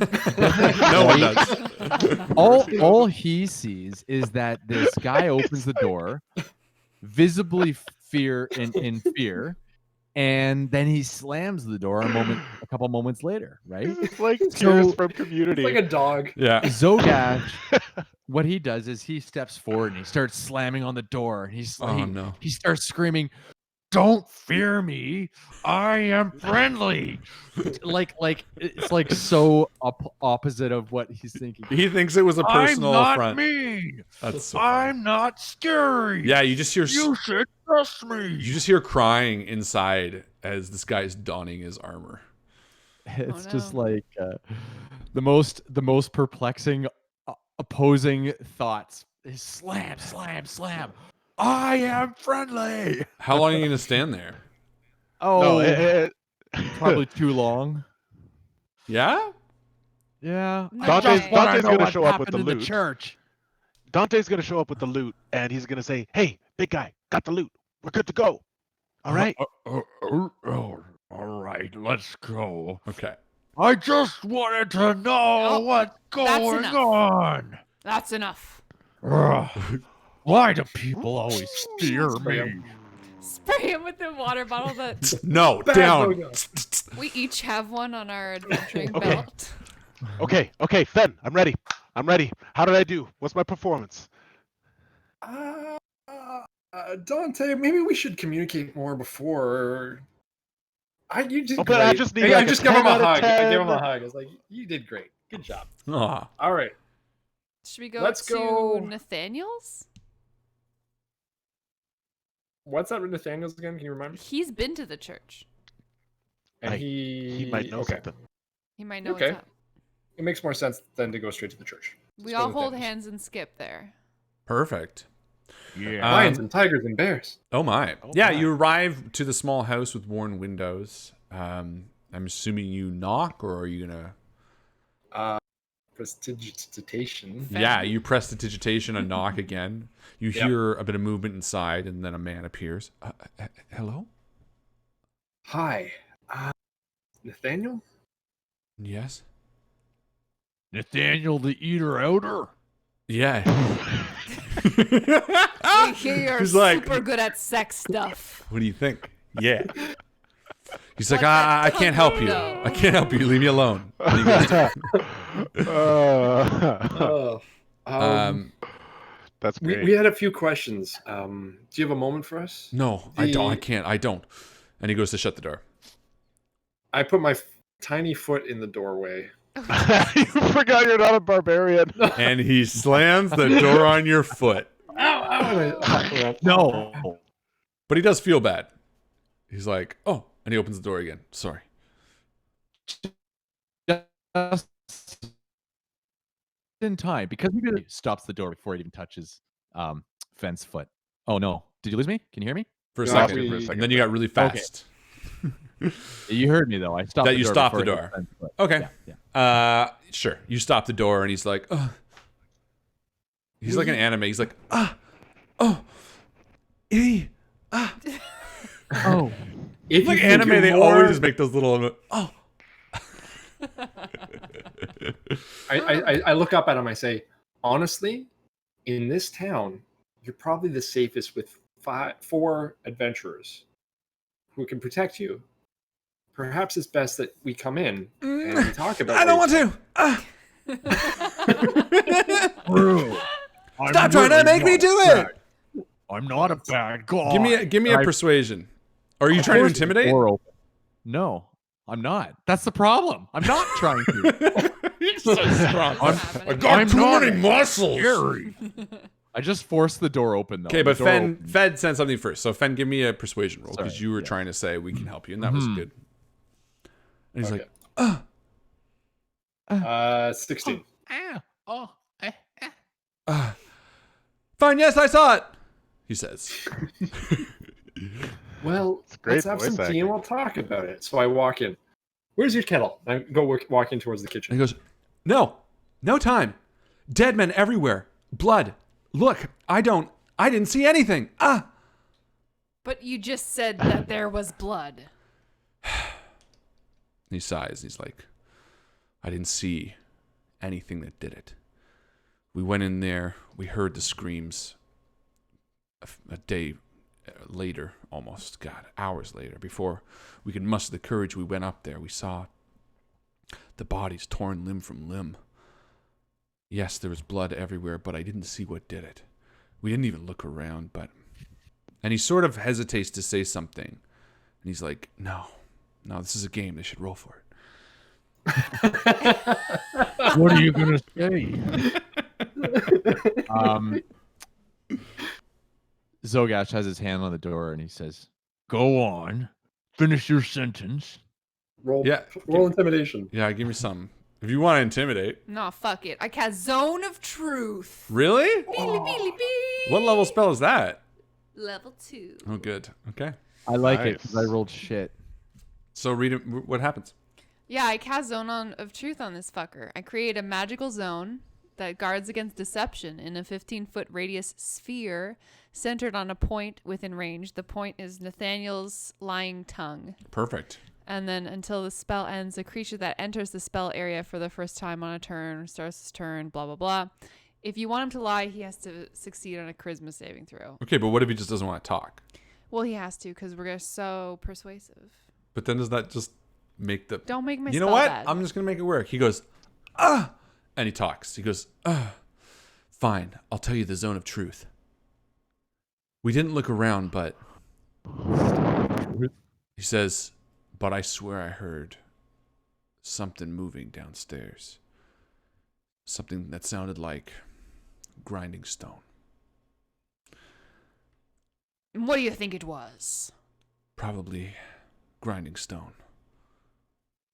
Have you ever heard anything like it before? Yes. Like When I a was mill? grinding stone. Like, are you talking about like a mill? Yeah, kind of. Nathaniel, seems like you're being truthful because you literally have to be right now. Does anyone else have any more questions for him?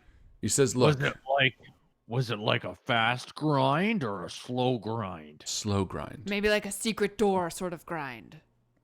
I wouldn't know what that sounds like, but could be. Or a trap. Dante, does Or that a- sound like a trap of some kind? Or a wheat mill? of Like some maybe he There was are staying on a many- pressure plate or something. It could be something like that. Yeah. I mean, the only way to really know is by going. What church? What is the and looking church? What ourselves. religion is it? It's Good Lathander. question. Do I recognize that at all? Yeah, it's the sun morning god. He's the good guy. He's one of Okay. those. Now tell me, Nathaniel, these people that went there were torn limb from limb, as you say. Do they look like they were weaker than us or stronger than us? Well, they were part of the clergy that lived at the church. 4 of them stayed there. They studied and tended to keep to themselves mostly. So And blunt force, you're saying they just were ripped limb from limb. I mean, that's what it looked like. Brill loses it. She's like, how dare they? They can kill clergy. I didn't know this was clergy. Ah! She unsheathes her scimitar. And she goes Super Saiyan. No, Yeah. Brill. She Being a goes running barbarian. off into No the night. offense, Zogash, rather. That's Let's, okay. Is there anything else that you can tell us? Because we're going to go and investigate this place. No, we're gonna And go if you- and deal retribution.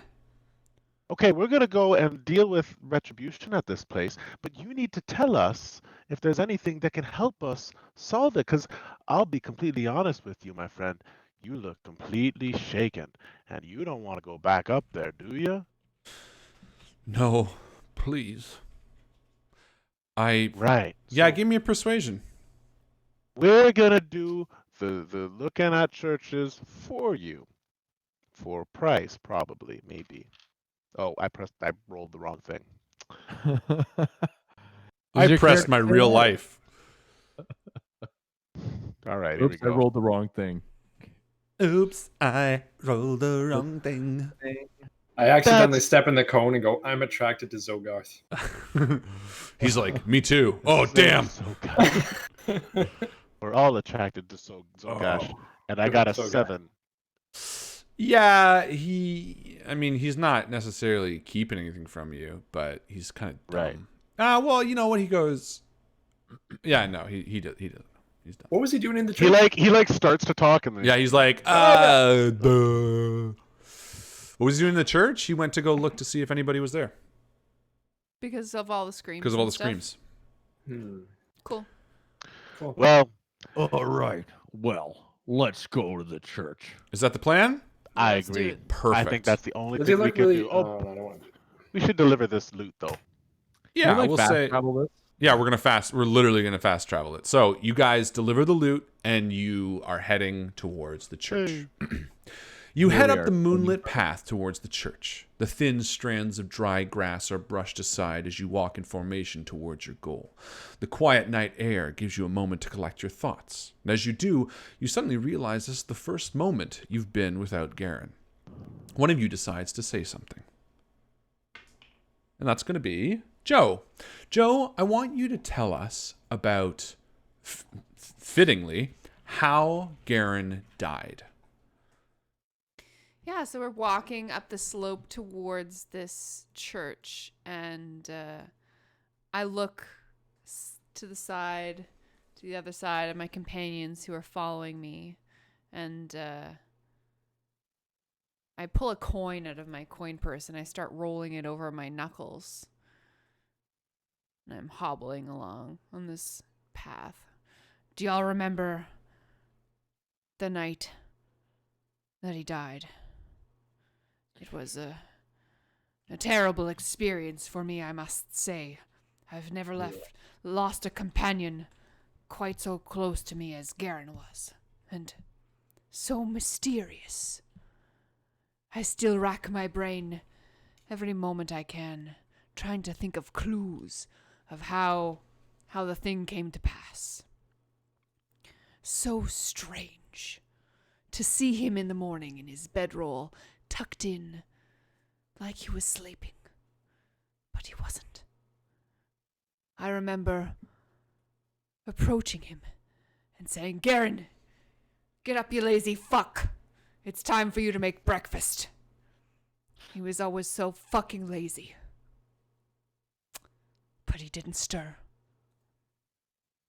Kneeling down, I remember how still he was and thinking, oh gods, no. And seeing the knife slipped between his ribs. What kind of a lily-livered, cowardly, just, I can't. It's terrible that someone snuck into our camp and killed him and then left. I think if Garen had lived, had died in battle the way that he wanted to, in glory, it wouldn't bring me such anger to think about the waste of life, the waste of talent. We must bring him rest and peace. Dante puts a hand. Nice. It's all good. Dante puts a little hand on Brill's elbow and nods solemnly. I kind of like quickly walk backwards so I can look at them when I'm talking to them. I say after we finish this, and Garen he's resting, we figured it out. Once we get strong enough and we're good enough at adventuring, I bet you can find the people who did it. I think that the clue lies with his past. Maybe something that we know about him can point at someone who maybe has some kind of vengeful spirit. I keep thinking about all the things we're going to do to that person. It's gonna be And smiling. gonna be awesome. The smile washes from your face as you reach the top of the hill and see the church a few hundred feet away. How do you guys approach? Like this. Hey, So you just walk towards it. All right. Zogash heads down the hill. Whoa. Too late. Hold on. Stealthy. Okay. Let's kidding, do I'm this. kidding, I'm kidding. Let's do this like we do this every time. Okay, Brill, with your eye, why don't you tell me what you see there, and then I'll What see do you if I elf can I scout see? forward.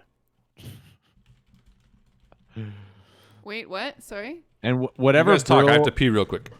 Brill is gonna look, and Zogash does his.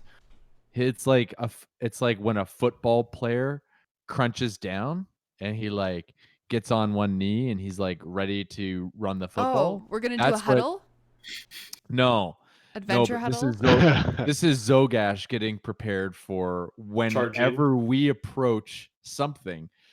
I wait for the command to Right, go you ahead. just rush Like, right I in. don't do You anything wait for else. the signal. I just wait You're for like the the signal. kicker.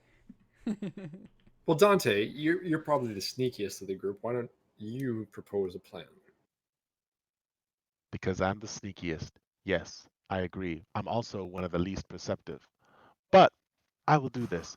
So I'm going to sneak forward after Brill takes a look here and says where I should be sneaking. Because I'm not Yeah. just going to sneak about, because then I'm going to have to do multiple rolls, and that ain't good Yar. for anybody. Yar. Maybe another So, room. You window. take a look, Brill, with your crazy eye, Yar. and I will sneak forward wherever you tell me to go. So All I right, f- give me I a flip- perception I roll. flip my eye patch and I look with my gross eye. Good. That's and I the good rolled one. an 18. Yeah. So you crouch down behind a log, and you take a looky-loo. You notice some movement.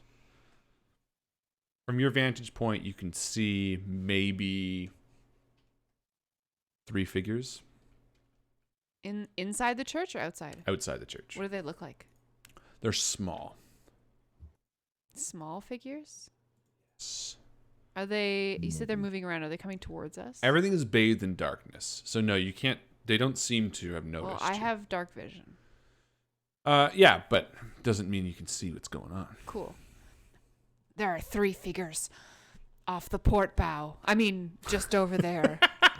Everything's Sorry, I nautical. was My whole life is a ship. Confused. Okay, I'll be extra sneaky. I'll be back in a jiffy. Here we go. And what's I'm your going to run plan? forward, and I'm going He's to gonna sneak sneak up to the window that that Brill was No, they're outside. describing. Yeah, they're outside. This is Oh. so you're approaching the hill. Like there's a sort of a large area with gravestones and a stone path leading up to the church. Yeah, The yeah. path itself is probably 50, 75 feet from the gate entrance all the way up. However, the gate isn't surrounded all the way. It's a very short stone I wall. see. Okay. Yeah, I did a poor job. It's easy to hop the stone wall, and all of the spaces in between are filled with gravestones. Some of them are toppled over, most of them are fined.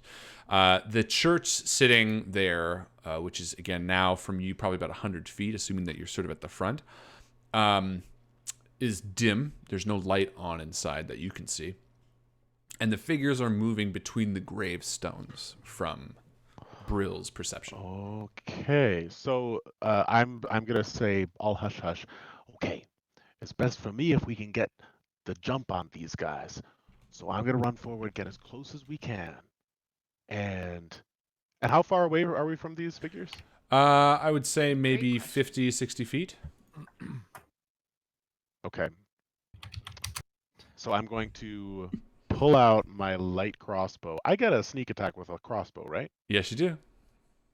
All right. And I'm going to smile and start hustling towards one of the busted walls Hustling and and get hustling behind and it hustling. as sneakily as I can, and I'm going to be the one that starts the Perfect. combat. Give me a stealth roll. How far away are we? Sure.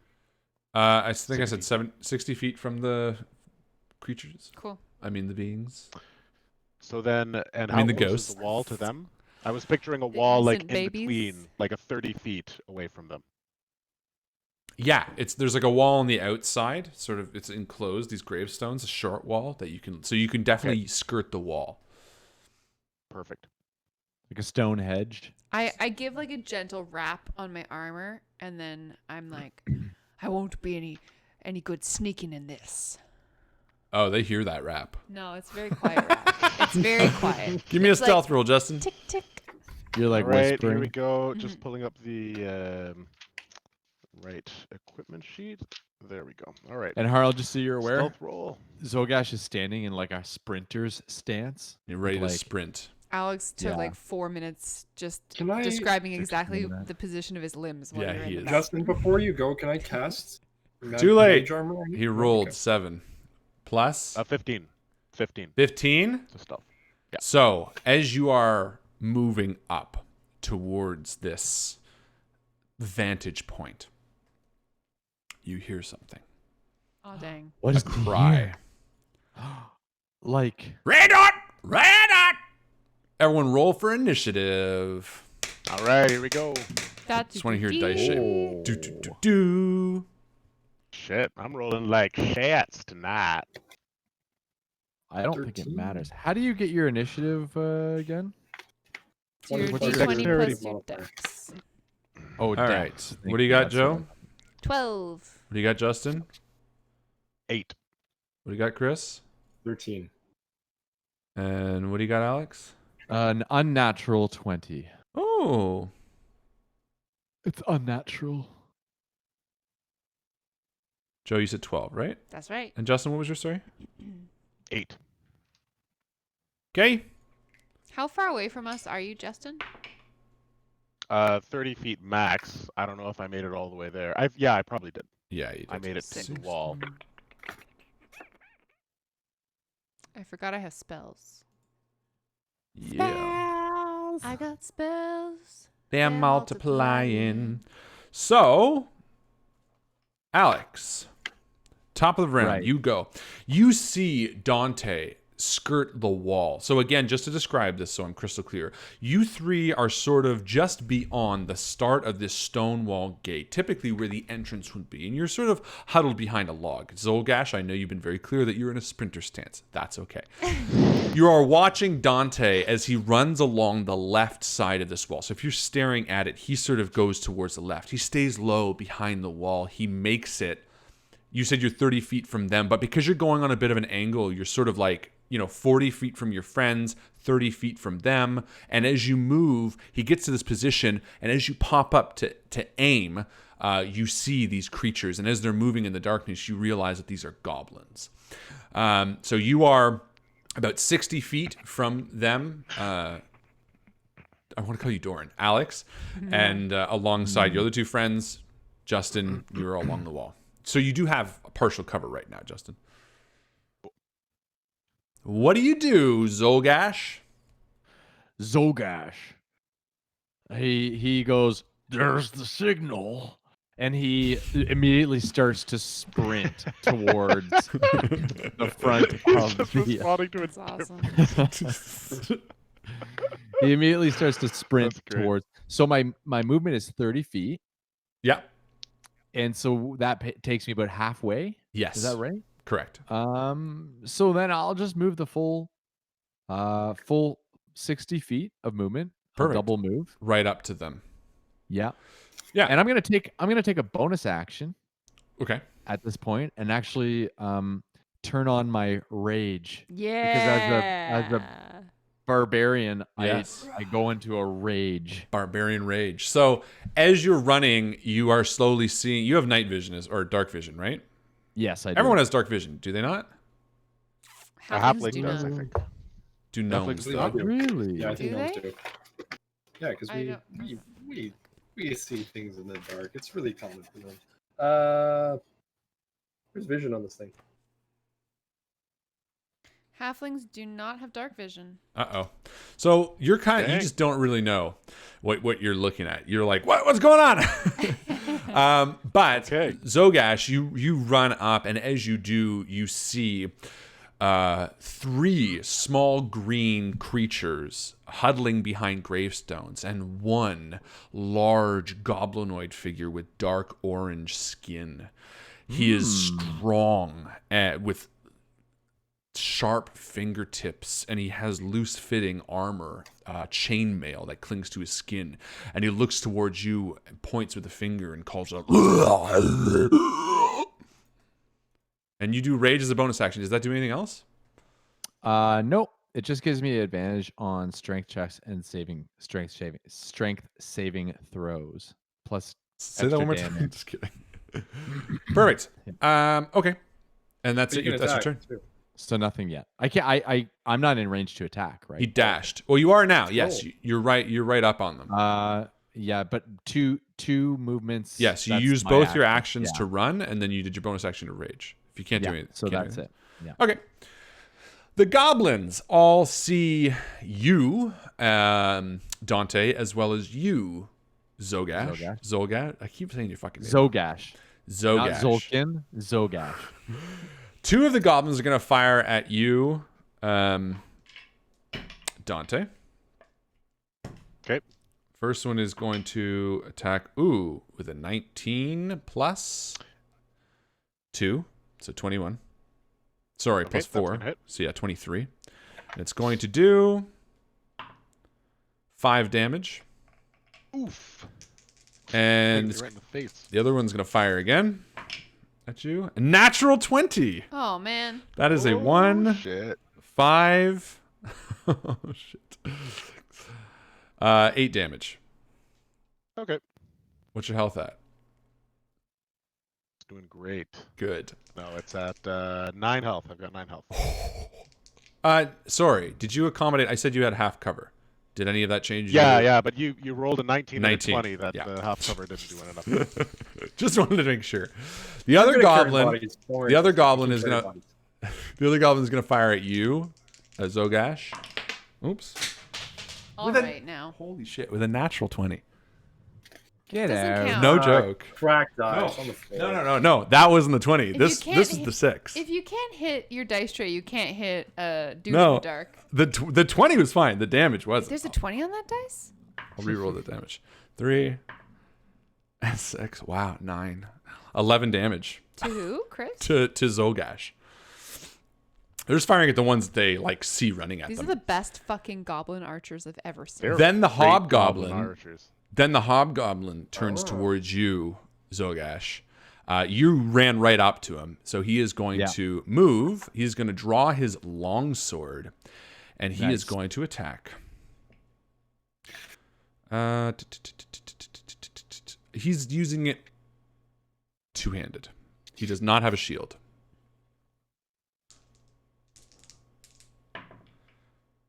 With a 14 hit. Oh, just barely. Yes. And that I is have a going to 13. be 10 slashing damage. Holy moly. Okay. Yep. Are you And level 3, Alex?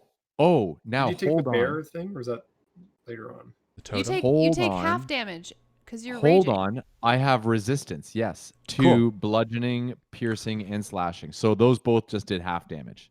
Well, it both of was, those that's attacks. right. Yeah. So that second hit only did 5, and I forget what the first one was, but it did. First First one one's was 11. Perfect. So that in half is 5, right? Yeah, you only take Because you 10. round down.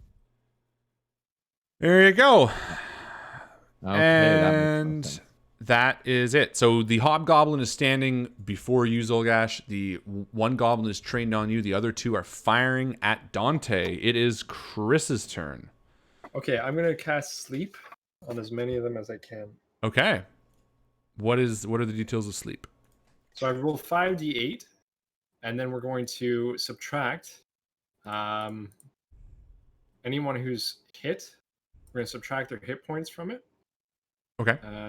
So what I got here, 7, 11, 19, 22. Starting with Sick. the creature that has the lowest current hit points. Okay. We're going to subtract from 28. If that creature, if there's anything left from that 28, it goes on to the next person. So Gotcha. say the creature has 5, and so it'd be 23. So So 28. all 3 goblins are asleep. Okay, so now they're asleep for 1 minute. Okay. That's how many Unless rounds? someone slaps them. So it's 1 minute. So 1 minute is like 14. How many rounds? 10 rounds? 10 No? rounds. It's a while. 10 rounds. Perfect. So Or- 10 rounds. They can be awakened as an action by their companion, or if they take any damage, they are awakened also. Unless, is it coup de grace still or not anymore? I don't think so. Probably not. So we can't just go up and stab their throats while they're sleeping. No, that would be a bit weird.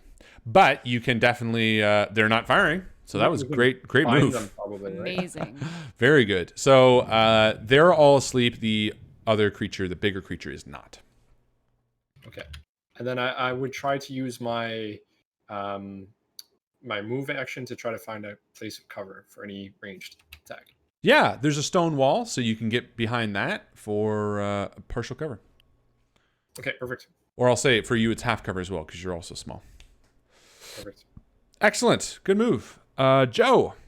Okay. I'm 30 feet from Dante, right? Yes. Yeah. So I. No. Yes. About 40. Yeah, 30, 40 feet. We'll say 30 if you'd like. Yeah. Yeah. I would like 30. Sure. So we're not using a map, so it's very... Great. So I pull my scimitar shing out of its sheath, and I have. Wait, is your scimitar called Shing? Yeah, shing. I pull my scimitar Shing out of its sheath. Yeah, and then it makes the May sound I, shing Harlan? again. Apparently, with sleeping shing, or shing. unconscious opponents, you automatically do critical hits. So that's what it is now. Sure. Okay. Okay, sorry. So Is that cool? I run over with my scimitar drawn and my shield on my arm and my amulet that's hanging around my neck that's like in a big cluster of sapphire colored beads. It looks like a thunderbolt. It's golden. And as I'm running towards Dante, I say, Dante! Like storm clouds start rolling in. And I reach him and I clap him on the back, and he regains hit points because I just cast Cure Wounds on him. Nice. Very cool. Epic. Let Coolly me done. Roll something good, please. Fucking 2. So you regain 7. Oh, spell casting modifier. Yeah, 7 hit points. Sweet. I will gladly take this. Thank you. Gladly. Woo! Thank you, Brill. My face hurts. Actually, Really? I'm Because it's killing me. I'm lying. You'll only take 5 hit points back. I'm sorry. My face hurts a little more, Sorry. but still. One of the less. wounds that closed How opens much? back up. Six hit points. Yeah. 6 hit points back. 5 back. 5 back. Okay. That's right, because I only rolled a 2, which is bullshit. And that's my turn. Perfect. Justin, your turn.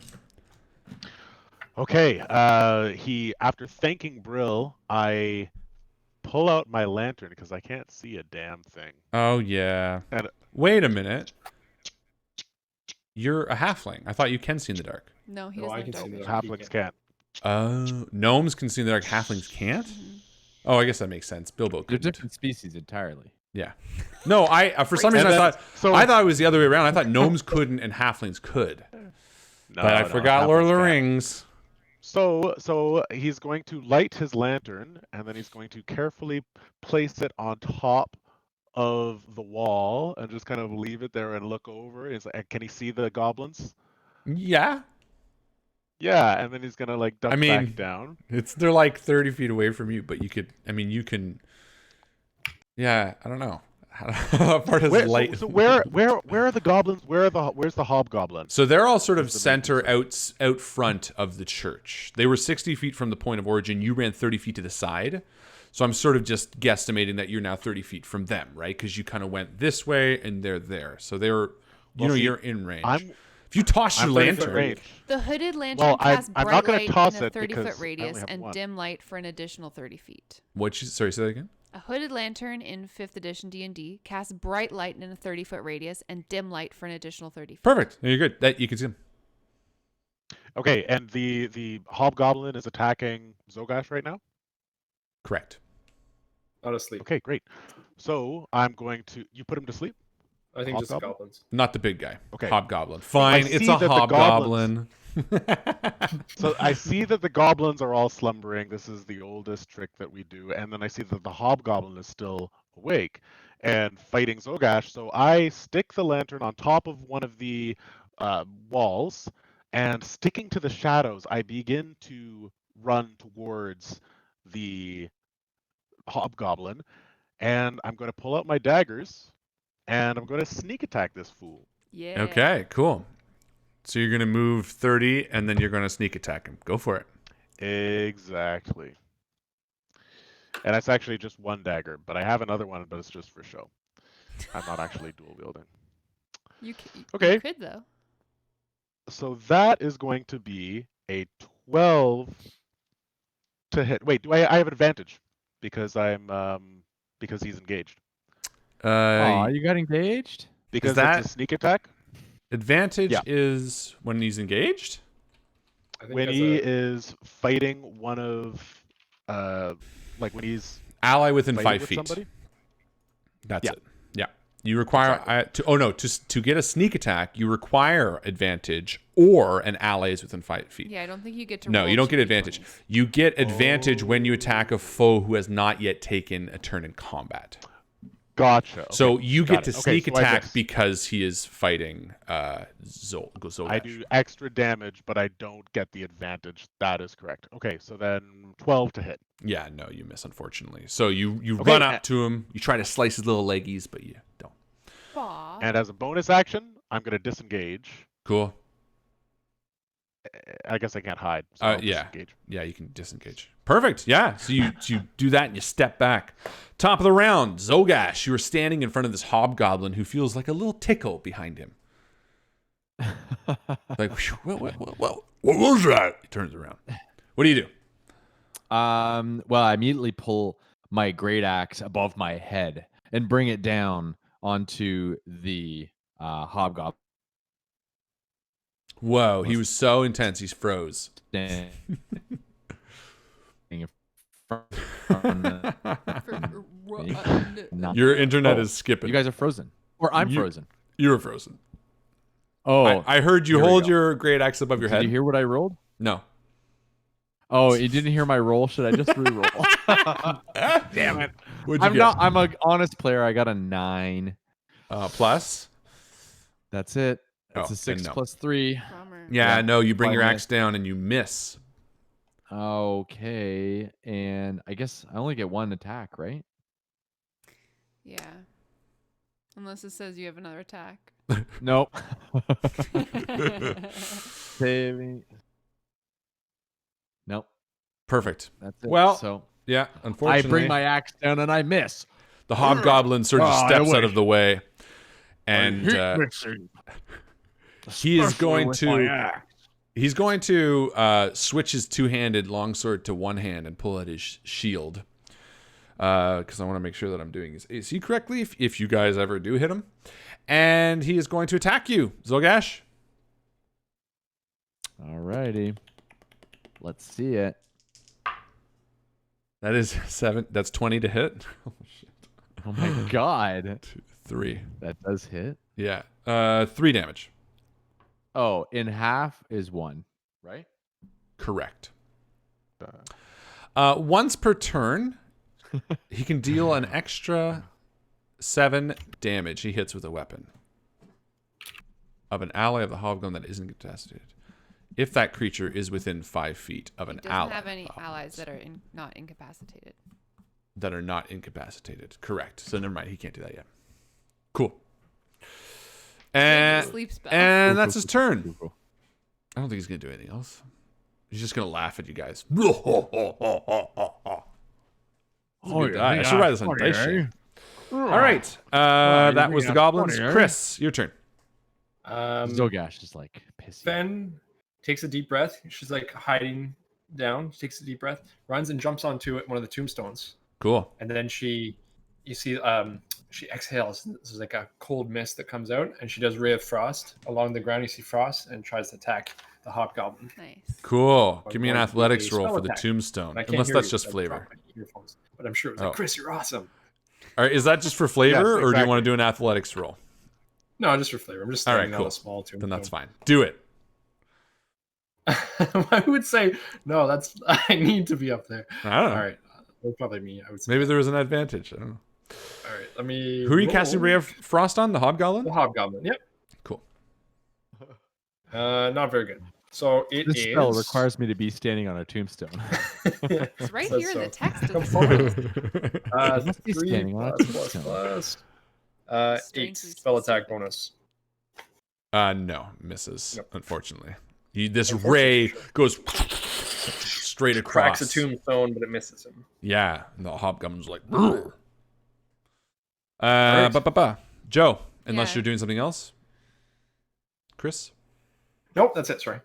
Joe, you're up. Cool. Brill runs valiantly to a place that is equidistant between her companions and casts Bless. So she's going to bless all three of them. Nice. Cool. Everyone adds a d4 to all of their d20 rolls for a minute. Whoa. Beauty. A D4. So do we got to roll the Thank you. D4 right now, or do we do that No, every no, time? no, every time. Every so time. don't forget, Cool. because I'll probably stop reminding you in a bit. Pull it out now. Yeah, pull it out, and because you guys are having trouble hitting, so that's blessed Whip for it you. out. Stop having trouble Now hitting. you're all blessed You up, noticed. and then Thank you. Bless I up. mean, I was 30 feet away from the creature. So you were standing next to Dante. Yeah, and then Dante ran up. Yeah. So I presume I can use the rest of my movement to get up in this guy's business. Right? Yeah, because So- you ran. I'm thinking you're up in this guy's business, and then Yeah. you cast Bless. I just wanted to make sure that I was like close enough to Fen. Like, so I cast it as I was running. Yeah, It's yeah. a 30-foot range, but doesn't matter. Yeah, well, Fen is... Oh, yeah, you didn't move all that much. Yeah. Okay. Yeah, you can cast So I it while cast you're it and then I run. Yeah, and you I, move a few feet. I get right up in melee with the hobgoblin. So I'm like standing shoulder to shoulder with my half-orc friend. And Cool. my, So, yeah. The half orc of is it. there, you're there, and technically Dante's there, but he's disengaged. yeah. Cool. Justin. Okay, so seeing the hobgoblin laugh really pisses Dante off. He's like, "That's unnecessary," and he pulls out his dagger and he jumps out and he tries to stab the hell out of this guy. Stab him You can so see- good. Come on! He's Okay, Zogash so is that's like hurt. 11 plus Plus 1d4. 6, so 17. No. Unfortunately. His fucking shield. Yeah, I'm gonna sorry. take this guy. This guy Yeah, we gotta take this guy down. Well, no, you miss. So you try to stab him, but you're just stabbing his armor. Ting, ting, ting, ting, ting. And he's like, and he like shakes you Ah! And then I'm going to disengage and I'm going to run behind cover. off. Cool. All right. Alex, your turn. Okay. Yeah, as I was saying there during Justin's term, sorry, Zogash is like really kind of self-conscious about, missing, and he's feeling awful about it while this hobgoblin's laughing at him. So he pulls his great axe out of the mud and he takes another swing, this time with a D4 Yeah. to add that, and that's going to be, I'm sure, a hit at 23. Yes, it does Whoa. hit. Well done. There we go. And then Woo. this is a 1d12 plus 2 damage to whatever it does. Good old 1d12. So it's a 4. Chris Thanks. misses it, I can tell. So 6 damage. Nice. Nice. And at this point, you know what? This only happens once. I'm going to go into a frenzy, which is an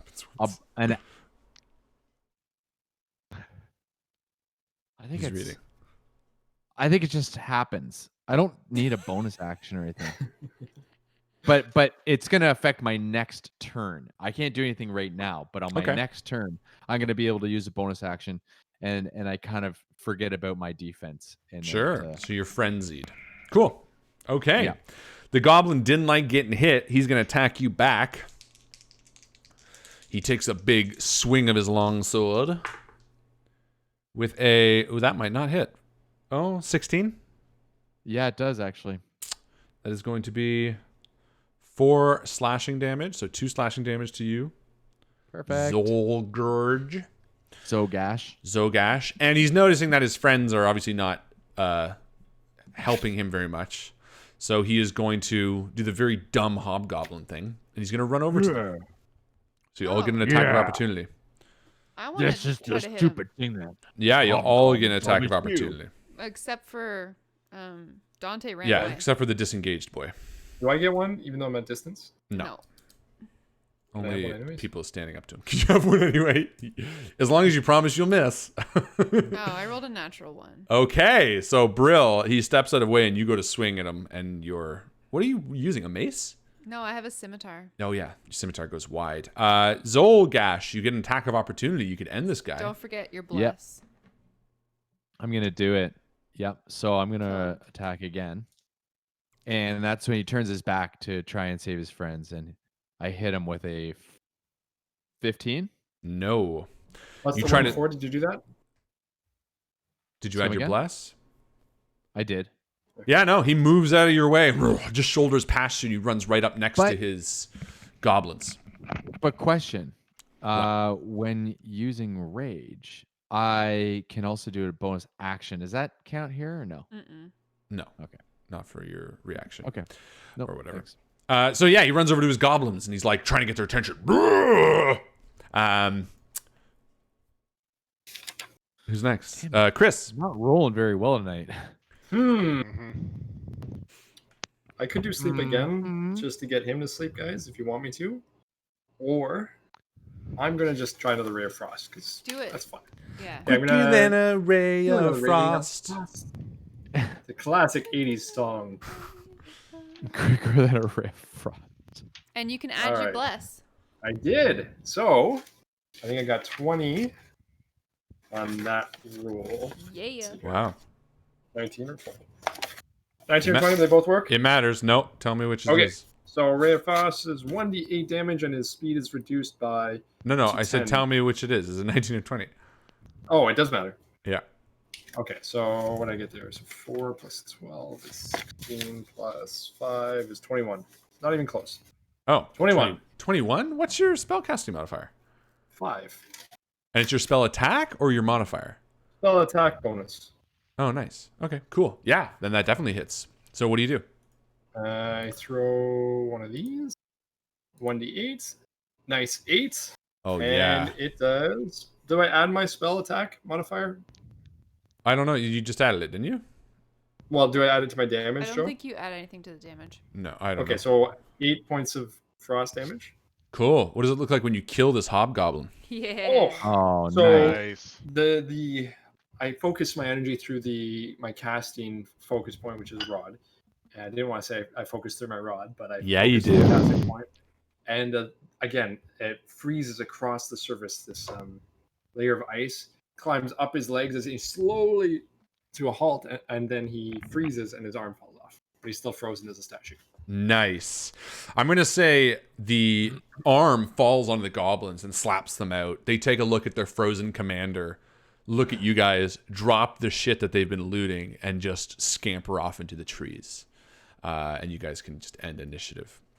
Nice. And as you're standing Wow, there and the nicely goblin body just sort of falls over, you see what they were doing. It's very clear that they were sort of just taking an opportunity here to ransack what was clearly abandoned as of yesterday. You stand outside in the cold air, the gravestones cracked, and the scent of iron already begins to waft from inside the church as you each take a moment of rest. But not really. Not real rest. Roleplay. I mean, you can do whatever you want, but... Good job, guys. Yay! Yeah, excellent. Excellent. It really shows that we've been, campaigning together for a long time. Yeah, exactly. Yeah, we knew. Very clear. Oh, but And you guys all Justin, know. what's your Are you wearing armor, Justin? Yes, I am. I'm wearing studded leather. What is your dexterity modifier? +4. And so, Wow. what's your armor right now? What is your 16 AC. armor class? 16. So I can make you 17 if you want me to. Oh, is that takes one of my wording spell bond? casts. No, it's mage armor.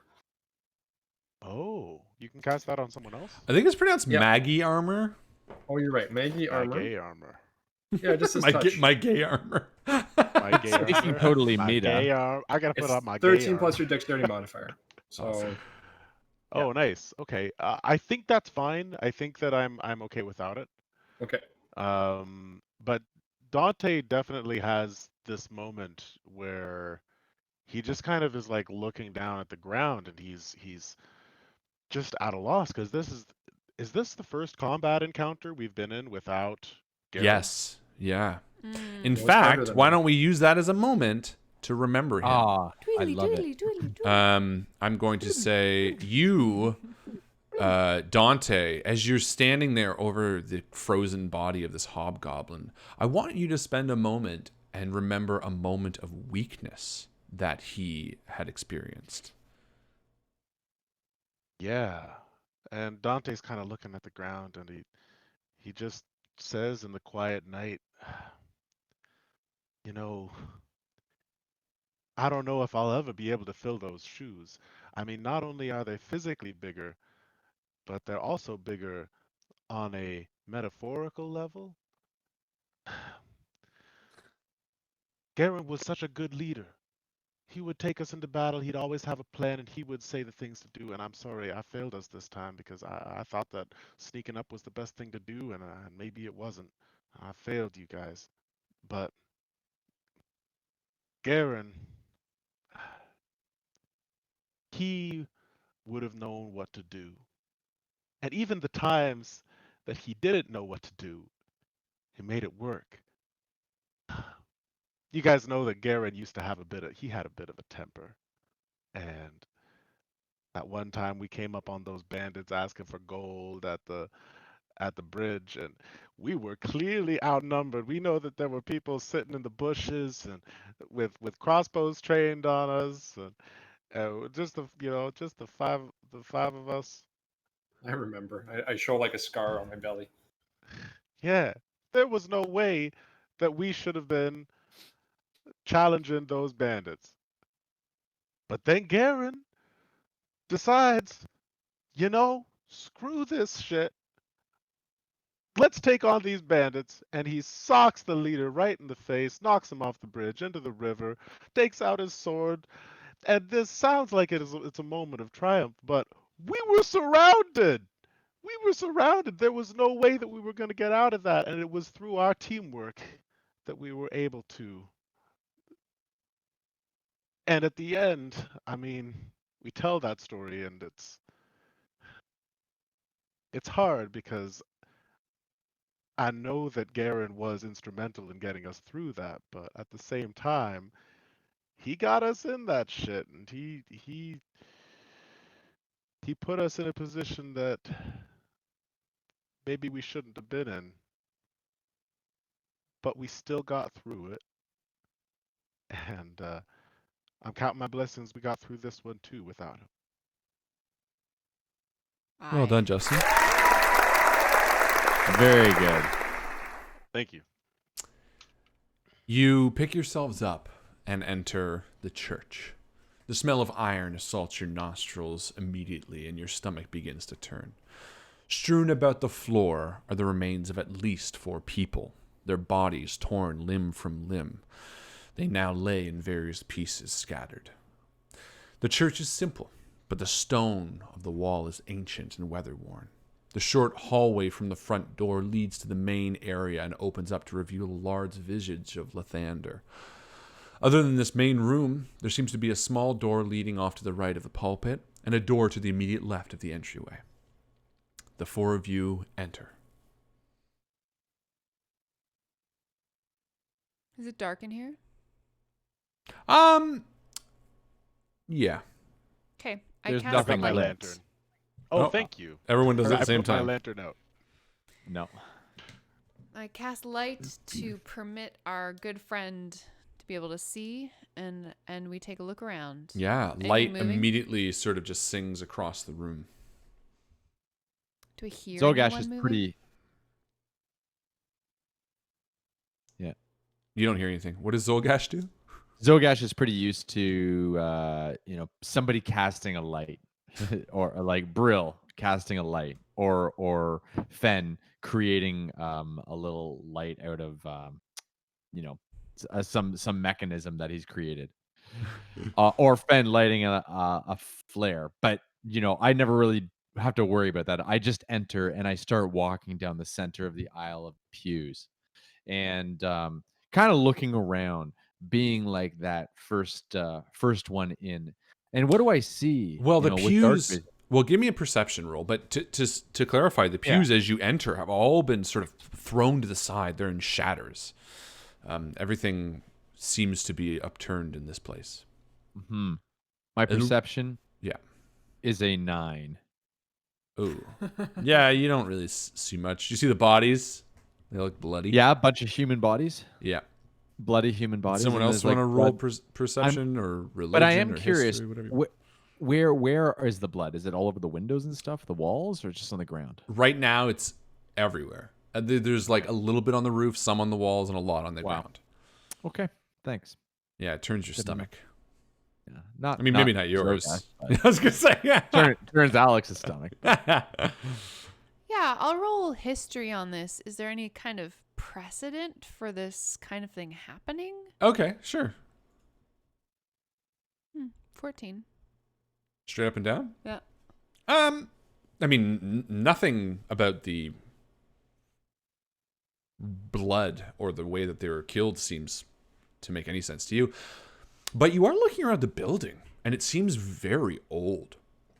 In fact, older than the artwork on the walls and windows. Older than the statue of Lathander beyond the pulpit. Seems like this is an old building.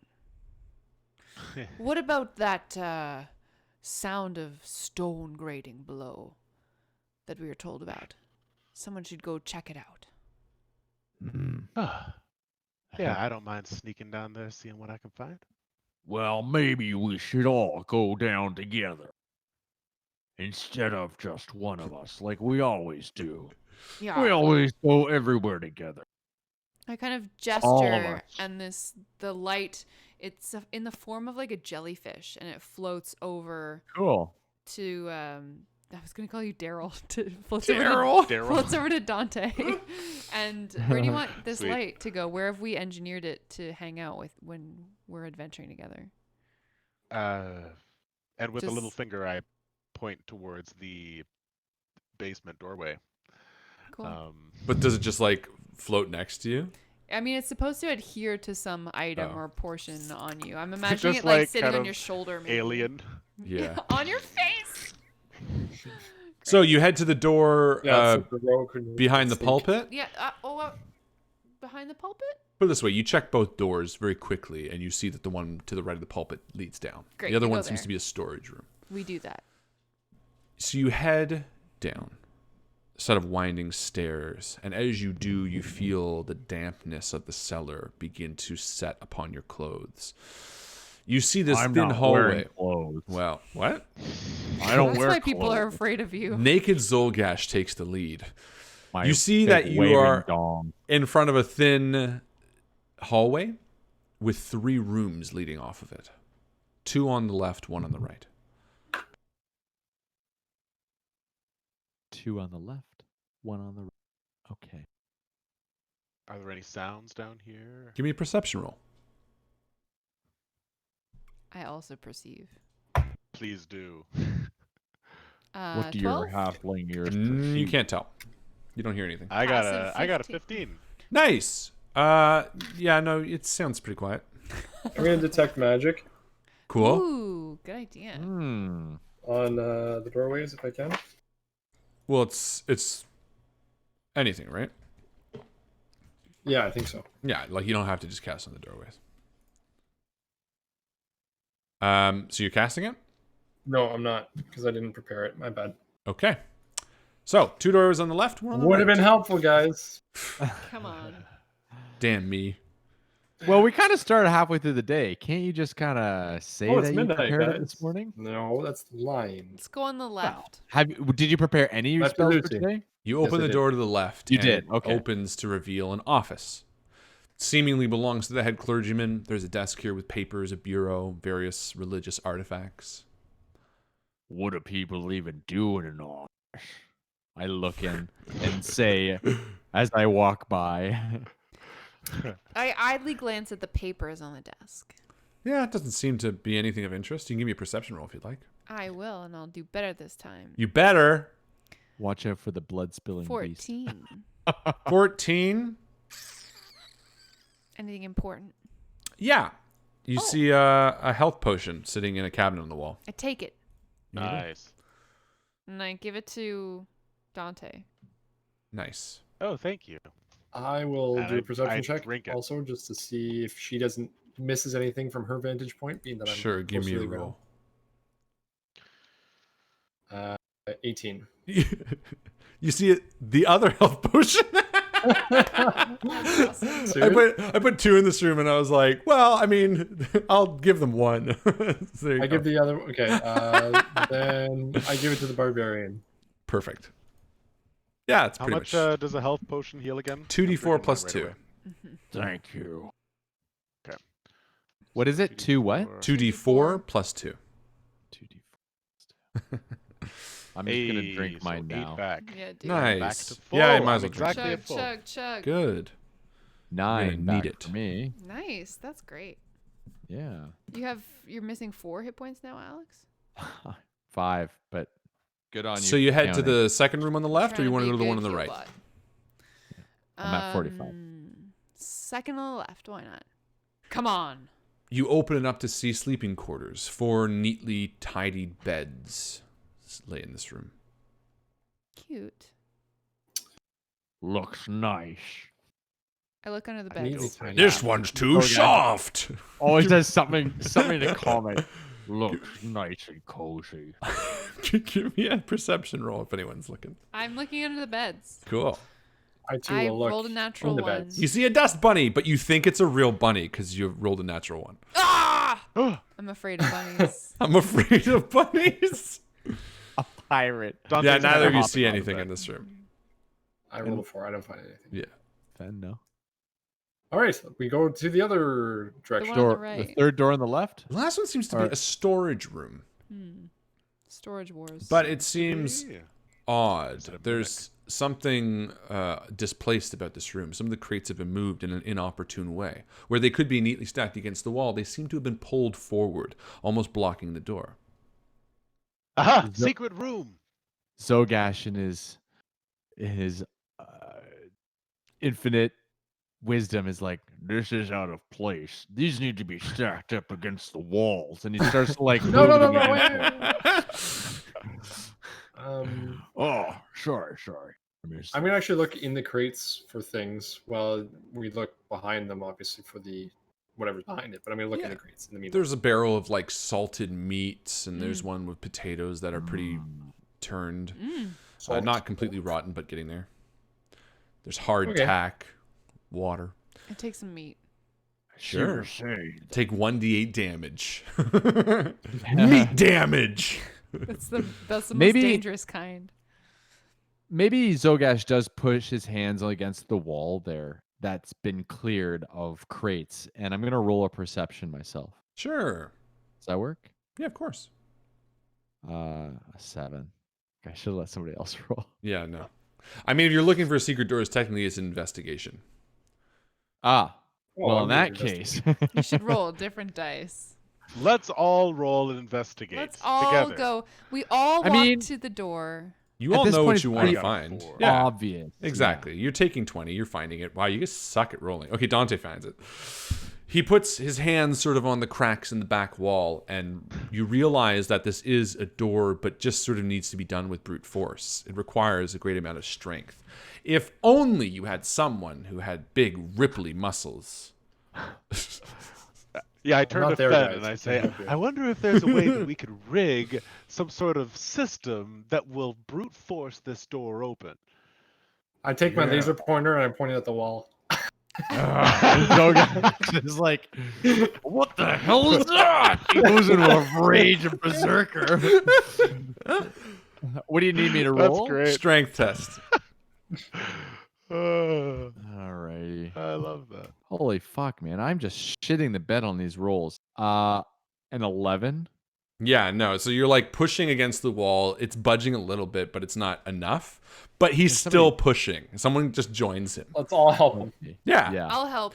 You all push at the same Holy time. Garen, we're And here. the door goes. I don't. Actually, and you yeah. see and it I'd reveal. Like stones grinding. just like to take that moment. Wait a and- minute. I rolled a 16. Yeah. You open and you immediately smell the growth of fungus and earth beneath in the underhalls of the church. This passageway is ornate, much like the church above. I'm assuming you guys all go in. Oh yeah. Oh, yeah. Needlessly. The haphazard way the stone shifts sort of gives you the impression that this was once just a passage, not hidden behind a wall. And as you move downwards, the walls begin to spread, and the familiar scent of a cave permeates your skin. You are in a dungeon. Eventually, you follow the singular path down to a split. To the right, you see a thick wall of fungal growth. It's thick, web-like, covering the entire passage like a net. To the left, perhaps 40 feet down that passage, you see a fungus as well, though it doesn't look nearly as thick or as off-putting. I'm someone who's familiar with bilge fungus. Can I roll a nature check to see whether this is dangerous? On the one that's right next to you? Yeah. Sure. Give me a roll. Give me a bilge fungus roll. I will. That's a 9. I thought you said you were... It's funny. As you approach the wall, you sort of study the fungus, and as you do, you recognize a face stuck in the fungus, ancient and drained of all life. The face sits as part of the wall. It has consumed it whole. Ye might want to stay away from this fungus. Looks dangerous. And I take... Go on. I go back for some of the salted meat, and I throw it at the wall. Interesting. I kind of like that, actually. You know what? Yeah. I'm going to say give me a roll. I will give you a roll. Give me a perception roll. Athletics? Maybe. Give me a perception Nature. roll. No, perception. What the fuck is that? It's of like hand. 15 rolls. Redo it. All right. Which one of these would you like? I'm going to give you something other than perception, because I don't want to. 15. No, it's perception. I don't want perception. 15? Okay, yeah. You notice that the salt does react to the fungus, but most importantly, you hear very quietly the small granular salt just falling on the floor behind this. You get the impression that while this is dangerous to touch, it probably could be easily removed.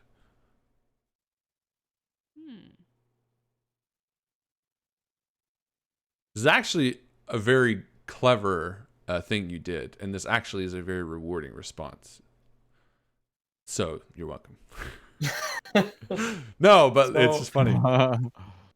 Let's see here. Okay, so I explained that to the other people. I'm like, this stuff isn't on here. It's not clinging very much. We could clear it away if we wanted to, and see what's behind it. Do you think it's the salt? Certain kinds of plants don't like salt water. It seems like it may be reacting to the salt. Let's go Maybe get we that could try that. barrel.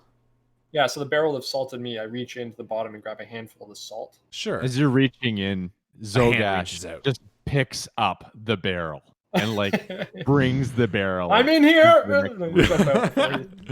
Yeah, you He bring the barrel of throws- salt down.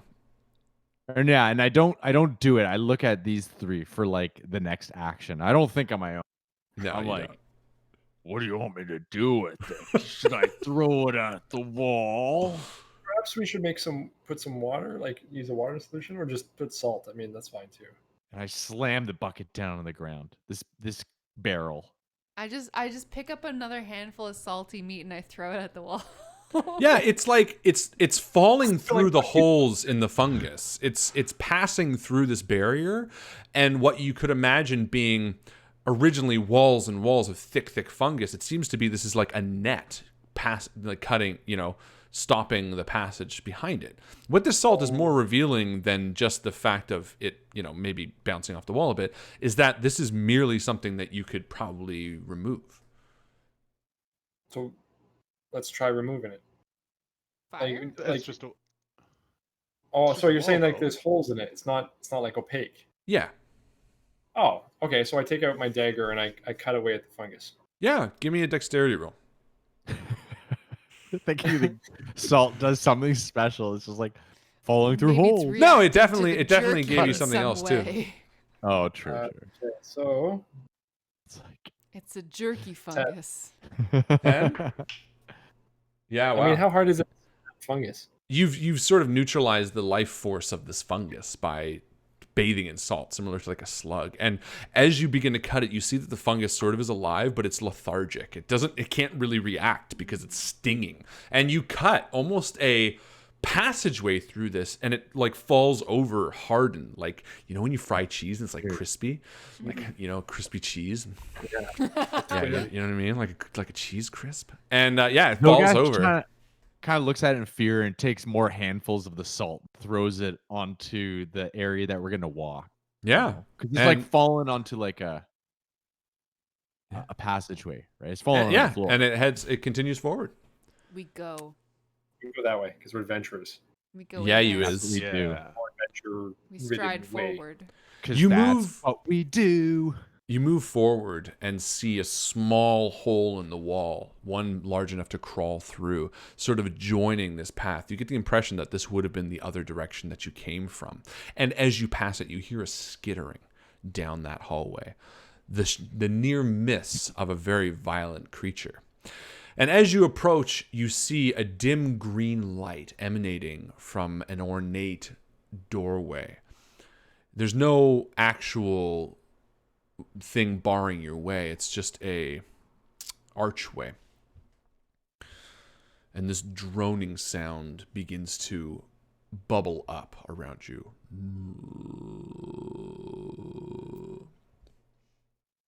So we have to crawl through this hole. No, you passed that hole. Okay, we did.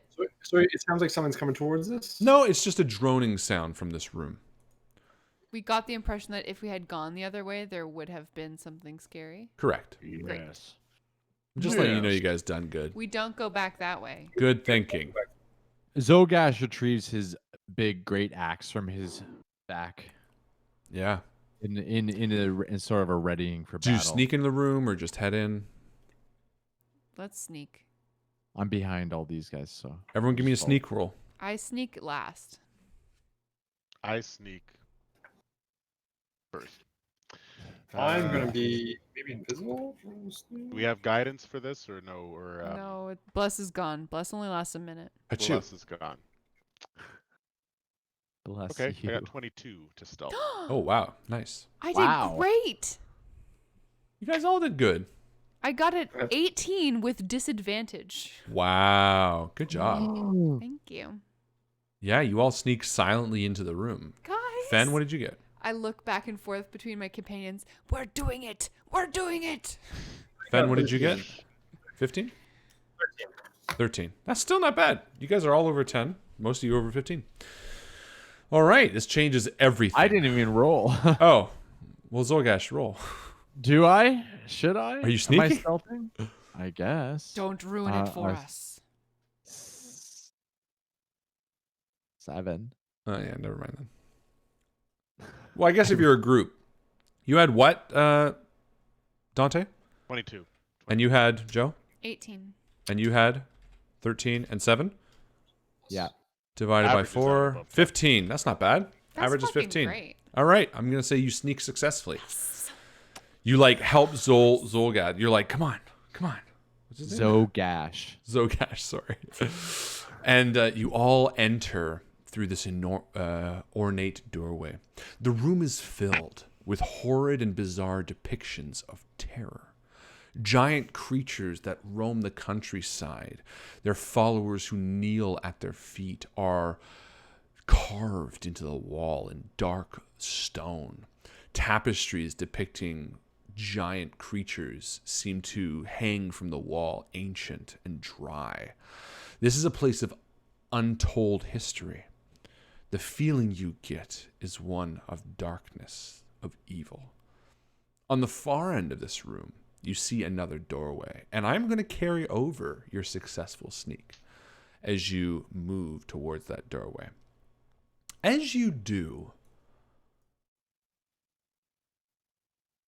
you can do a perception if you'd like, actually. I don't want to push you through things if you don't want to. Nope, I'm okay. I did great. Yeah, no, you don't Don't see it. ask me. Let these guys perceive. You keep Are you going. guys perceiving? Yeah, bro. You two of you rolled and you all. Oh my God, 3. Oh. You guys. Passive perception of 15. Remember that. Yeah, still you don't see it. Passing. gonna- What don't I Roll see? Nothing. No. Passing into this next room, carrying over your sneak, you do so silently. This room is a massive cavern with a tall ceiling that hangs down in stalactites. In it, you see a long black table, and sitting at one end of it, you hear the breath before you see the creature. It doesn't seem to notice you at first. It sits on a chair that looks to be made of sharp, monstrous tentacles carved out of the same black stone. It seems to be a older man, thinning, with a long white beard, but his skin is nearly translucent. He pays you nearly no mind as he sits there, his eyes staring up at the ceiling. You can only see the whites of the bottom of his eyes, but you hear his breath. Do we kill it? Does he look undead to you? Let me see. I want to roll, I guess, perception or Sure. nature. Sure. I just want to know what this thing is and if we need to murder it. What do you want me to roll? What this thing is, and if you want to murder it, it looks Yeah. like a dude. And if you want to murder it, it's up to you. I don't know. A dude though, or like a scary spooky? I described him. name? He's an elderly man, Nothing. balding with thin Skin, though. features. His skin is nearly translucent. He's staring up at the ceiling. Yeah, He's but he's breathing hanging labored. out down in this like. spooky tunnel. Zogash breaks the silence with his chaotic neutralism and goes, This doesn't seem very right. His And why is chaotic this guy neutral- down here? He can't be living down normally. Bummer. so, there's that. Yeah, I think he like slowly That is happened. like. You chose wisely. And he says, "There is much in this world you don't understand." Oh, you can say that again. Roll for initiative.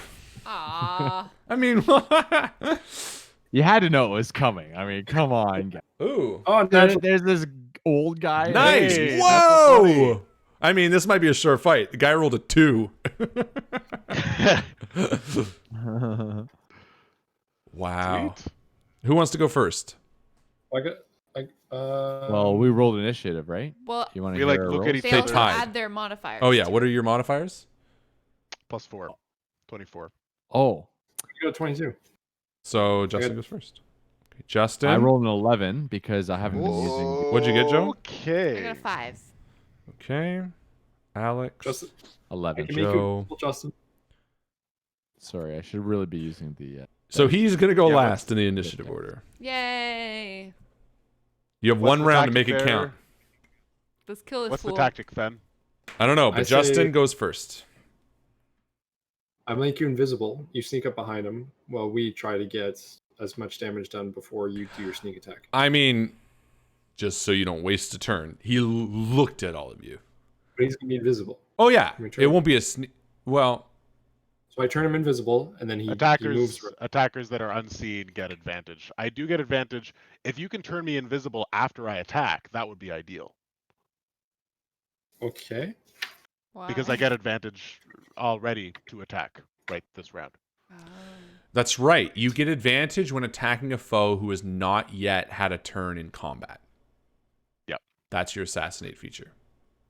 So So I'm yeah, going you do to get that. run forward with my daggers, and I'm going to wink at Fen. And halflings know how to wink. Yeah, And I'm going to attack with my dagger. Stab him. Okay. Try to get it. Now, do I get sneak attack on him? I Yep. guess not right now. Mhm. I do? Yeah. Okay. Wait. Because you have advantage, Yeah, you get sneak that means attack. you get to use You your get sneak sneak attack. attack. Exactly. Yeah, you either get it with advantage Beautiful. or whatever, and you get advantage with this. Yeah. So yeah. 25 to stick it to him. Yeah, you hit Yeah, it. boy. Nice. How much damage do you do? And Snap. 1d4 plus 2d6 plus 4. What? That's a sneak attack for you. Come on! Oh boy. Come on! Uh, 7 points of You damage. trim his fingernails. That's not bad. Okay. And then I Chris. disengage Okay. as my bonus action. Chris. Okay, I'm going to then turn him invisible. Oh, the bad Justin guy. is. Okay, cool. No, you said it. Yeah, you So- turn. You turn. Although, hold on a second, I just gotta make sure it's not a touch. Yeah, what's the Like range? Invisibility, it is touch. Okay, so I could do that. Justin, did you disengage? He did. Yes, I did. Okay, I'm gonna put up a minor illusion in front of Justin as a cantrip. It's gonna be a stone wall, 5 foot, so just to hide him. Okay. And that'll be the end of my turn. Cool. So yeah. Alex. He is undead. I know he is. Zogash runs up and attacks this man. Well, first of all, Zogash goes into a rage using bonus action. I have 3 of these before I do before I have to do a long rest. So this is number 2. Cool. Yeah. Zogash is like, I'm not that angry. I'm very angry. And then he attacks. Oh, and I'm also going to go in a frenzy right now as well, which means my next attack, I'll have a bonus action. Oh, Sick. that would be a 10 to hit. No. Okay, fine. Then I just miss. Are you and running hit along the table? I kind of picture you being like dunk, dunk, dunk, dunk, dunk. Yeah. And I miss, and I hit the throne. Let's say I Cool. smash. Okay. Joe. Axe into his throne. All right. As Zogash is running along this table, she grasps her holy symbol and then reaches a hand out, and this shield of faith emerges around Zogash, which is like this crackling electricity. So Zogash, you have +2 to your AC Okay, thank you. for the duration of this spell. I That's thought a you were bonus asking action me. for me. No, you get to add +2 to your AC, basically for the fight. Thanks. And then I run up after you, and as my action, I'm gonna throw a dagger at this fool. Yeah. Yeah. Do it. Throw a dagger time. How is a 17? 17 hits. Heh. How much damage? Oh, I'll tell you. Cool. 3 piercing damage. Nice. Take that. Zing. Yeah. So this man stands up almost as if hovering. He's like, "Whoa," and he reaches a hand out to Zolgash. What does the Shield of Faith exactly do? He gets +2 to his AC. Cool. Okay. Yep. And he's going to reach out and he's going to try to touch you. Reach out and touch Zogash. Which is a 26. Yikes. Oh yeah, that touches. Oh, I've been touched by this old man. How awkward. And he does 4 necrotic damage. Wow. That's full on damage because I don't have resistance to that. So 4? Yeah. Really? I thought That's it's it? everything except for psychic. Only once you reach level No. 6. Oh, bummer. Bludgeoning, piercing, slashing. Yeah. And then Seriously, 4? Does that like continue? Does it? What does necrotic damage do? Is it like Nothing. nothing. multiply? And then something? you see a shimmer over his body. All right. Ooh, Justin. A my shimmer. scars start to bleed. Over his body. Do I recognize the shimmer? No. I mean, you can try if you want to recognize it. But no. What are you going to do? But Dante sees the shimmer. Sure. All right. You know what? Dante's just going to attack him. He's invisible and he's angry and he's got a mofo to kill, so he's going to do his thing. That is a 19 Nice. plus 6, so 25 to hit. Most excellent. Why did you have advantage? Oh, because an ally would. No, why did you have Because Because he's I'm Invisible. invincible. Oh, right. You're invincible. Yeah, you hit. So if Then the make it- enemy can't see me, if I succeed on a hide action, then I get advantage. But you didn't spend your hide action, did you? No, but I'm invisible. So You're not Okay. invisible. I'm Invisible. Yeah, he can't. I'm He not didn't touch invisible? you. Remember? No, that's touching. So I just put a wall up. Yeah, he put a can't see wall you. up. Oh, That's what I okay. He can't see you. Am I able to hide? You're hidden. That would be Zogash an, is With my within bonus melee action. range also. hold on. So you're disengaged right now. You Yes. can hide as a bonus action if you like. Yes. Yep. But then, what were you saying? Zogash is within then I will- melee range. Yeah. So you do get it. That's right. You So get that's- advantage because of an I ally. get this. You don't. Or no, get you get advantage. sneak attack because of an Sneak attack. ally. Yeah. Yes. Yeah. Sorry. So what I'm gonna do is, because I'm a halfling, I get the ability to hide like amid Zogash's feet. Yeah. So I'm going to hide, roll stealth against his perception, right? Yep. Go for So it. that's 21. Yeah, he doesn't see you. Okay, and now that I'm hidden, I'm going to lunge out with my dagger and try to stab him. Cool. And I have advantage. And Ooh. double 18. Didn't need That is it. a 24 to Nice. hit. You hit. And that's going to be 1, 2, 3 with sneak attack. Okay, that's a little bit better. That is a 4 + 4 + 5, so 13. Nice. Yeah, he doesn't like that. He's he like lurches forward to Zolgash. Chris, it's your turn. Okay, I'm going to run up to Justin and I'm going to touch Dante. I'm going to touch him to make him invisible. Cool. Okay. Beautiful. Okay. He becomes invisible. Alex. Zolgash. Your frenzied now. Zogash.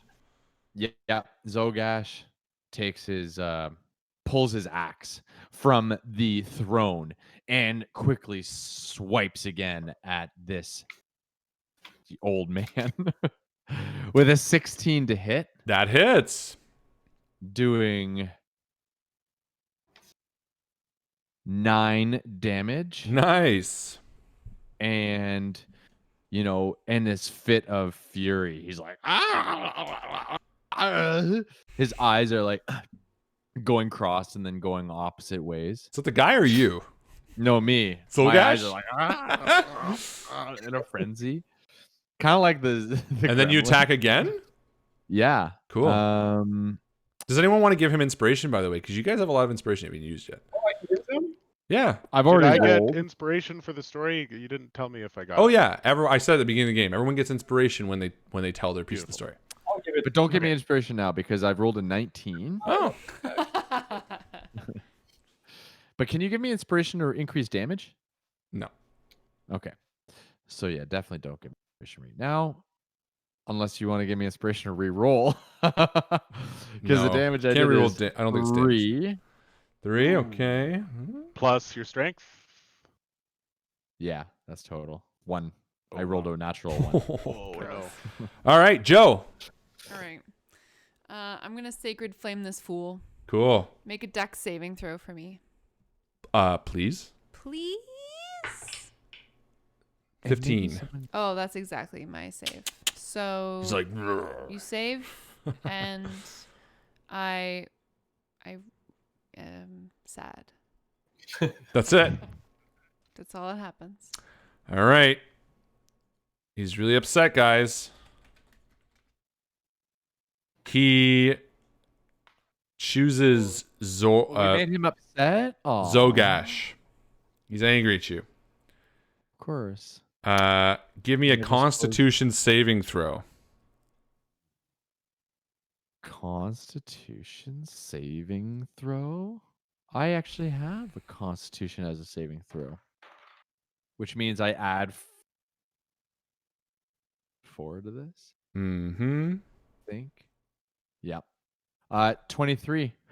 Hey! I Okay, like them good job. apples. It's pretty damn good. That's not good. It's still rolling dice.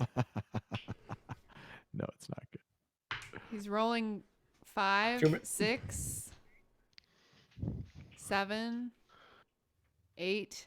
Oh shit. He rolled 8 dice. You take half of. You take 17 damage. You take 17 there's a long pause. You guys are necrotic frozen. damage. You guys froze. Oh. Oh yeah. Oh, wait. So he can hear this. How much? 17 Yeah, how much? necrotic damage. 17. How The hell? much health do you Even have left? that, I passed that. Yeah. Or did I fail that? No, you passed it. He rolled 8 dice. Wow. It's 8d8. What does it look like? Yeah, well, so he reaches out. You see this energy. He, just so you know, he's looking really bad. And he reaches out. He's like, the veins on his face suck in a little bit. You can see the indentations of them. It makes him look ghastly, and the color from his hair, which is already white, seems to darken a bit as his hand reaches out, and you see these blue, almost like veins, black veins, leach out and attach to Zogash and begin draining from him, and then they sever with a splash of black blood. How much health do you have left? I'm actually pretty good at 24. Oh, perfect. I can do it again. Justin, top of the round. Hurts. Okay, so as this invisible elfling, I like hold out my hands in front of me, and I'm like, "This is fucking cool." And I'm going to climb up Zogash, and I'm going to jump off of him, and I'm going to hold my invisible dagger and stab it into the thing's face again. Give me a And roll. Give myself. Remember, you have advantage on this inspiration. as well. Okay, gotcha. Boom, boom. But I'll probably share my inspiration on the next roll. Oh, that's a 24 to hit. You hit. Nicely done. And that's another sneak attack. Bing, bang, boom. 8 to 14 points of damage. What does it look like when you kill this guy? Yay! Nice. I didn't get to do an Okay. unarmed strike. So, this creature, does it have blood? Has it been bleeding? No, it's been black. Oh, like ichor type Yeah. stuff. So Dante gets this rage. He's just in a rage, kind of like Zogash next to him, and he sees Zogash get just destroyed, and he climbs up Zogash's body and jumps off of him with his dagger and slams it into this creature's chest as blackness blooms around the wound, and it even explodes as it hits some sort of vein and just splatters Dante with black ichor and collapses to the ground, and Dante lands on the ground huffing and puffing and turns around, and he's just this floating ball of ichor in the I shape reach out of and a turn him halfling. invisible again. Ugh. And as you do that, you hear this laugh from the creature. And you each hear this bellowing voice. He told me what he planned to do with your friend. Will you let him die again? And the voice disappears. And in that moment, you hear not a voice penetrating your ears, but your mind. It is that of the herbalist, Seth Warwick. As he speaks, you feel a chill over your spine, and he says, I'm finished. Come up. Curiously, you each ascend the darkness to the church, passing the bodies of those left to the dark night out front, and you see him, the simple dirt-covered, golden-eyed herbalist. He stands there with his hands up, almost as a sign of peace. Those men got nosy. I was more than happy to live out their days willfully ignorant of what or who we worshipped beneath their feet. We asked them to move many times, but they needed that spot. Regardless, I don't wish to have more bloodshed. His voice echoes across the graveyard. The townspeople will be content to know you've slayed the villainous goblins that murdered their friends. I will continue going about my life, and you will no longer have to bring a friend home. With a snap of his fingers, Garen walks out from the tree line behind him. No. An aura of darkness clouds his eyes, and the hazy red pupils study you coldly. If you let me go, we part ways kindly, and he is yours once again. No strings, just a soul brought back. Otherwise, and he looks towards Garen with a nod of his head. Garen draws his weapon and readies himself into a combative stance. Otherwise, you have to kill your friend again. And in this moment, Zolgash, you recall why you are bringing him to the Bay of the Skull Island. Why does he need to be buried there? And that's when a single tear forms in the corner of my eye and rolls down my nose and onto my tusk. And the flashback pops into my brain of the five of us standing around a big bonfire, carving our initials into my buttocks. GFBDZ. For it is through scars and battles that orcs truly feel their best and their most welcoming. And it is on my back where we drew the treasure maps and maps to various places. And that is where, you've each inscribed upon my own skin where we belong, where we came from, and where we intend to go to. And so as I look down onto my own chest, I see, the skull of Skull Island engraved on myself. And I think of the wonderful times that I have, and I see Garen's face looking at me as we both um, have big, huge grins and smiles of joy as blood is splashed upon our faces in the midst of battle. And I turn to my companions here, and I don't even know if he's the same Garen. Will he come back? Is it him? And if And so, for an do we instant, let him? the necromancer says, Of course, I have him under a spell now, but one wave of my hand and he is his old self again, I promise you. I'm going to do insight on the necromancer. Yeah. Give me a roll. I'm going to use my thing to give myself advantage. Nice. Good thinking. How much? Insight is 12.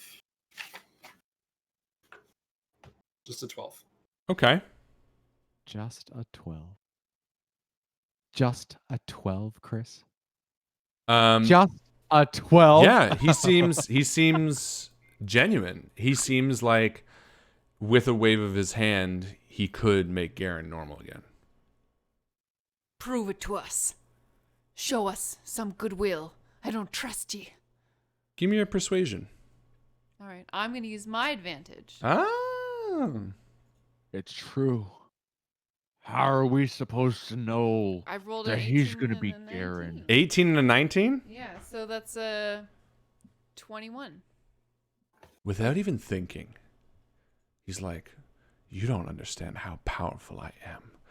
And he snaps his fingers, and you see the whites of Garen's eyes come back. For a moment, he looks confused. He looks down and then matches each of your eyes. He looks sideways to the man who stands behind him, the necromancer, whose attention is still drawn towards you four. And with a knowing look, Garen nods solemnly to each of you. And with one clean swipe, takes the head off the necromancer who stands next to him. Immediately as the blade goes through his neck, Garen falls dead once again, and the two fall to their death before you. Yar. It's bittersweet, but That's what It's better Garen would than- have wanted. absolutely Awesome. to Try die it. in battle. And we're going to leave it there. Very good. I have a What a great day. flashback. Did Did we do that before? Or did this happen? I don't think so. Not in a game that I played.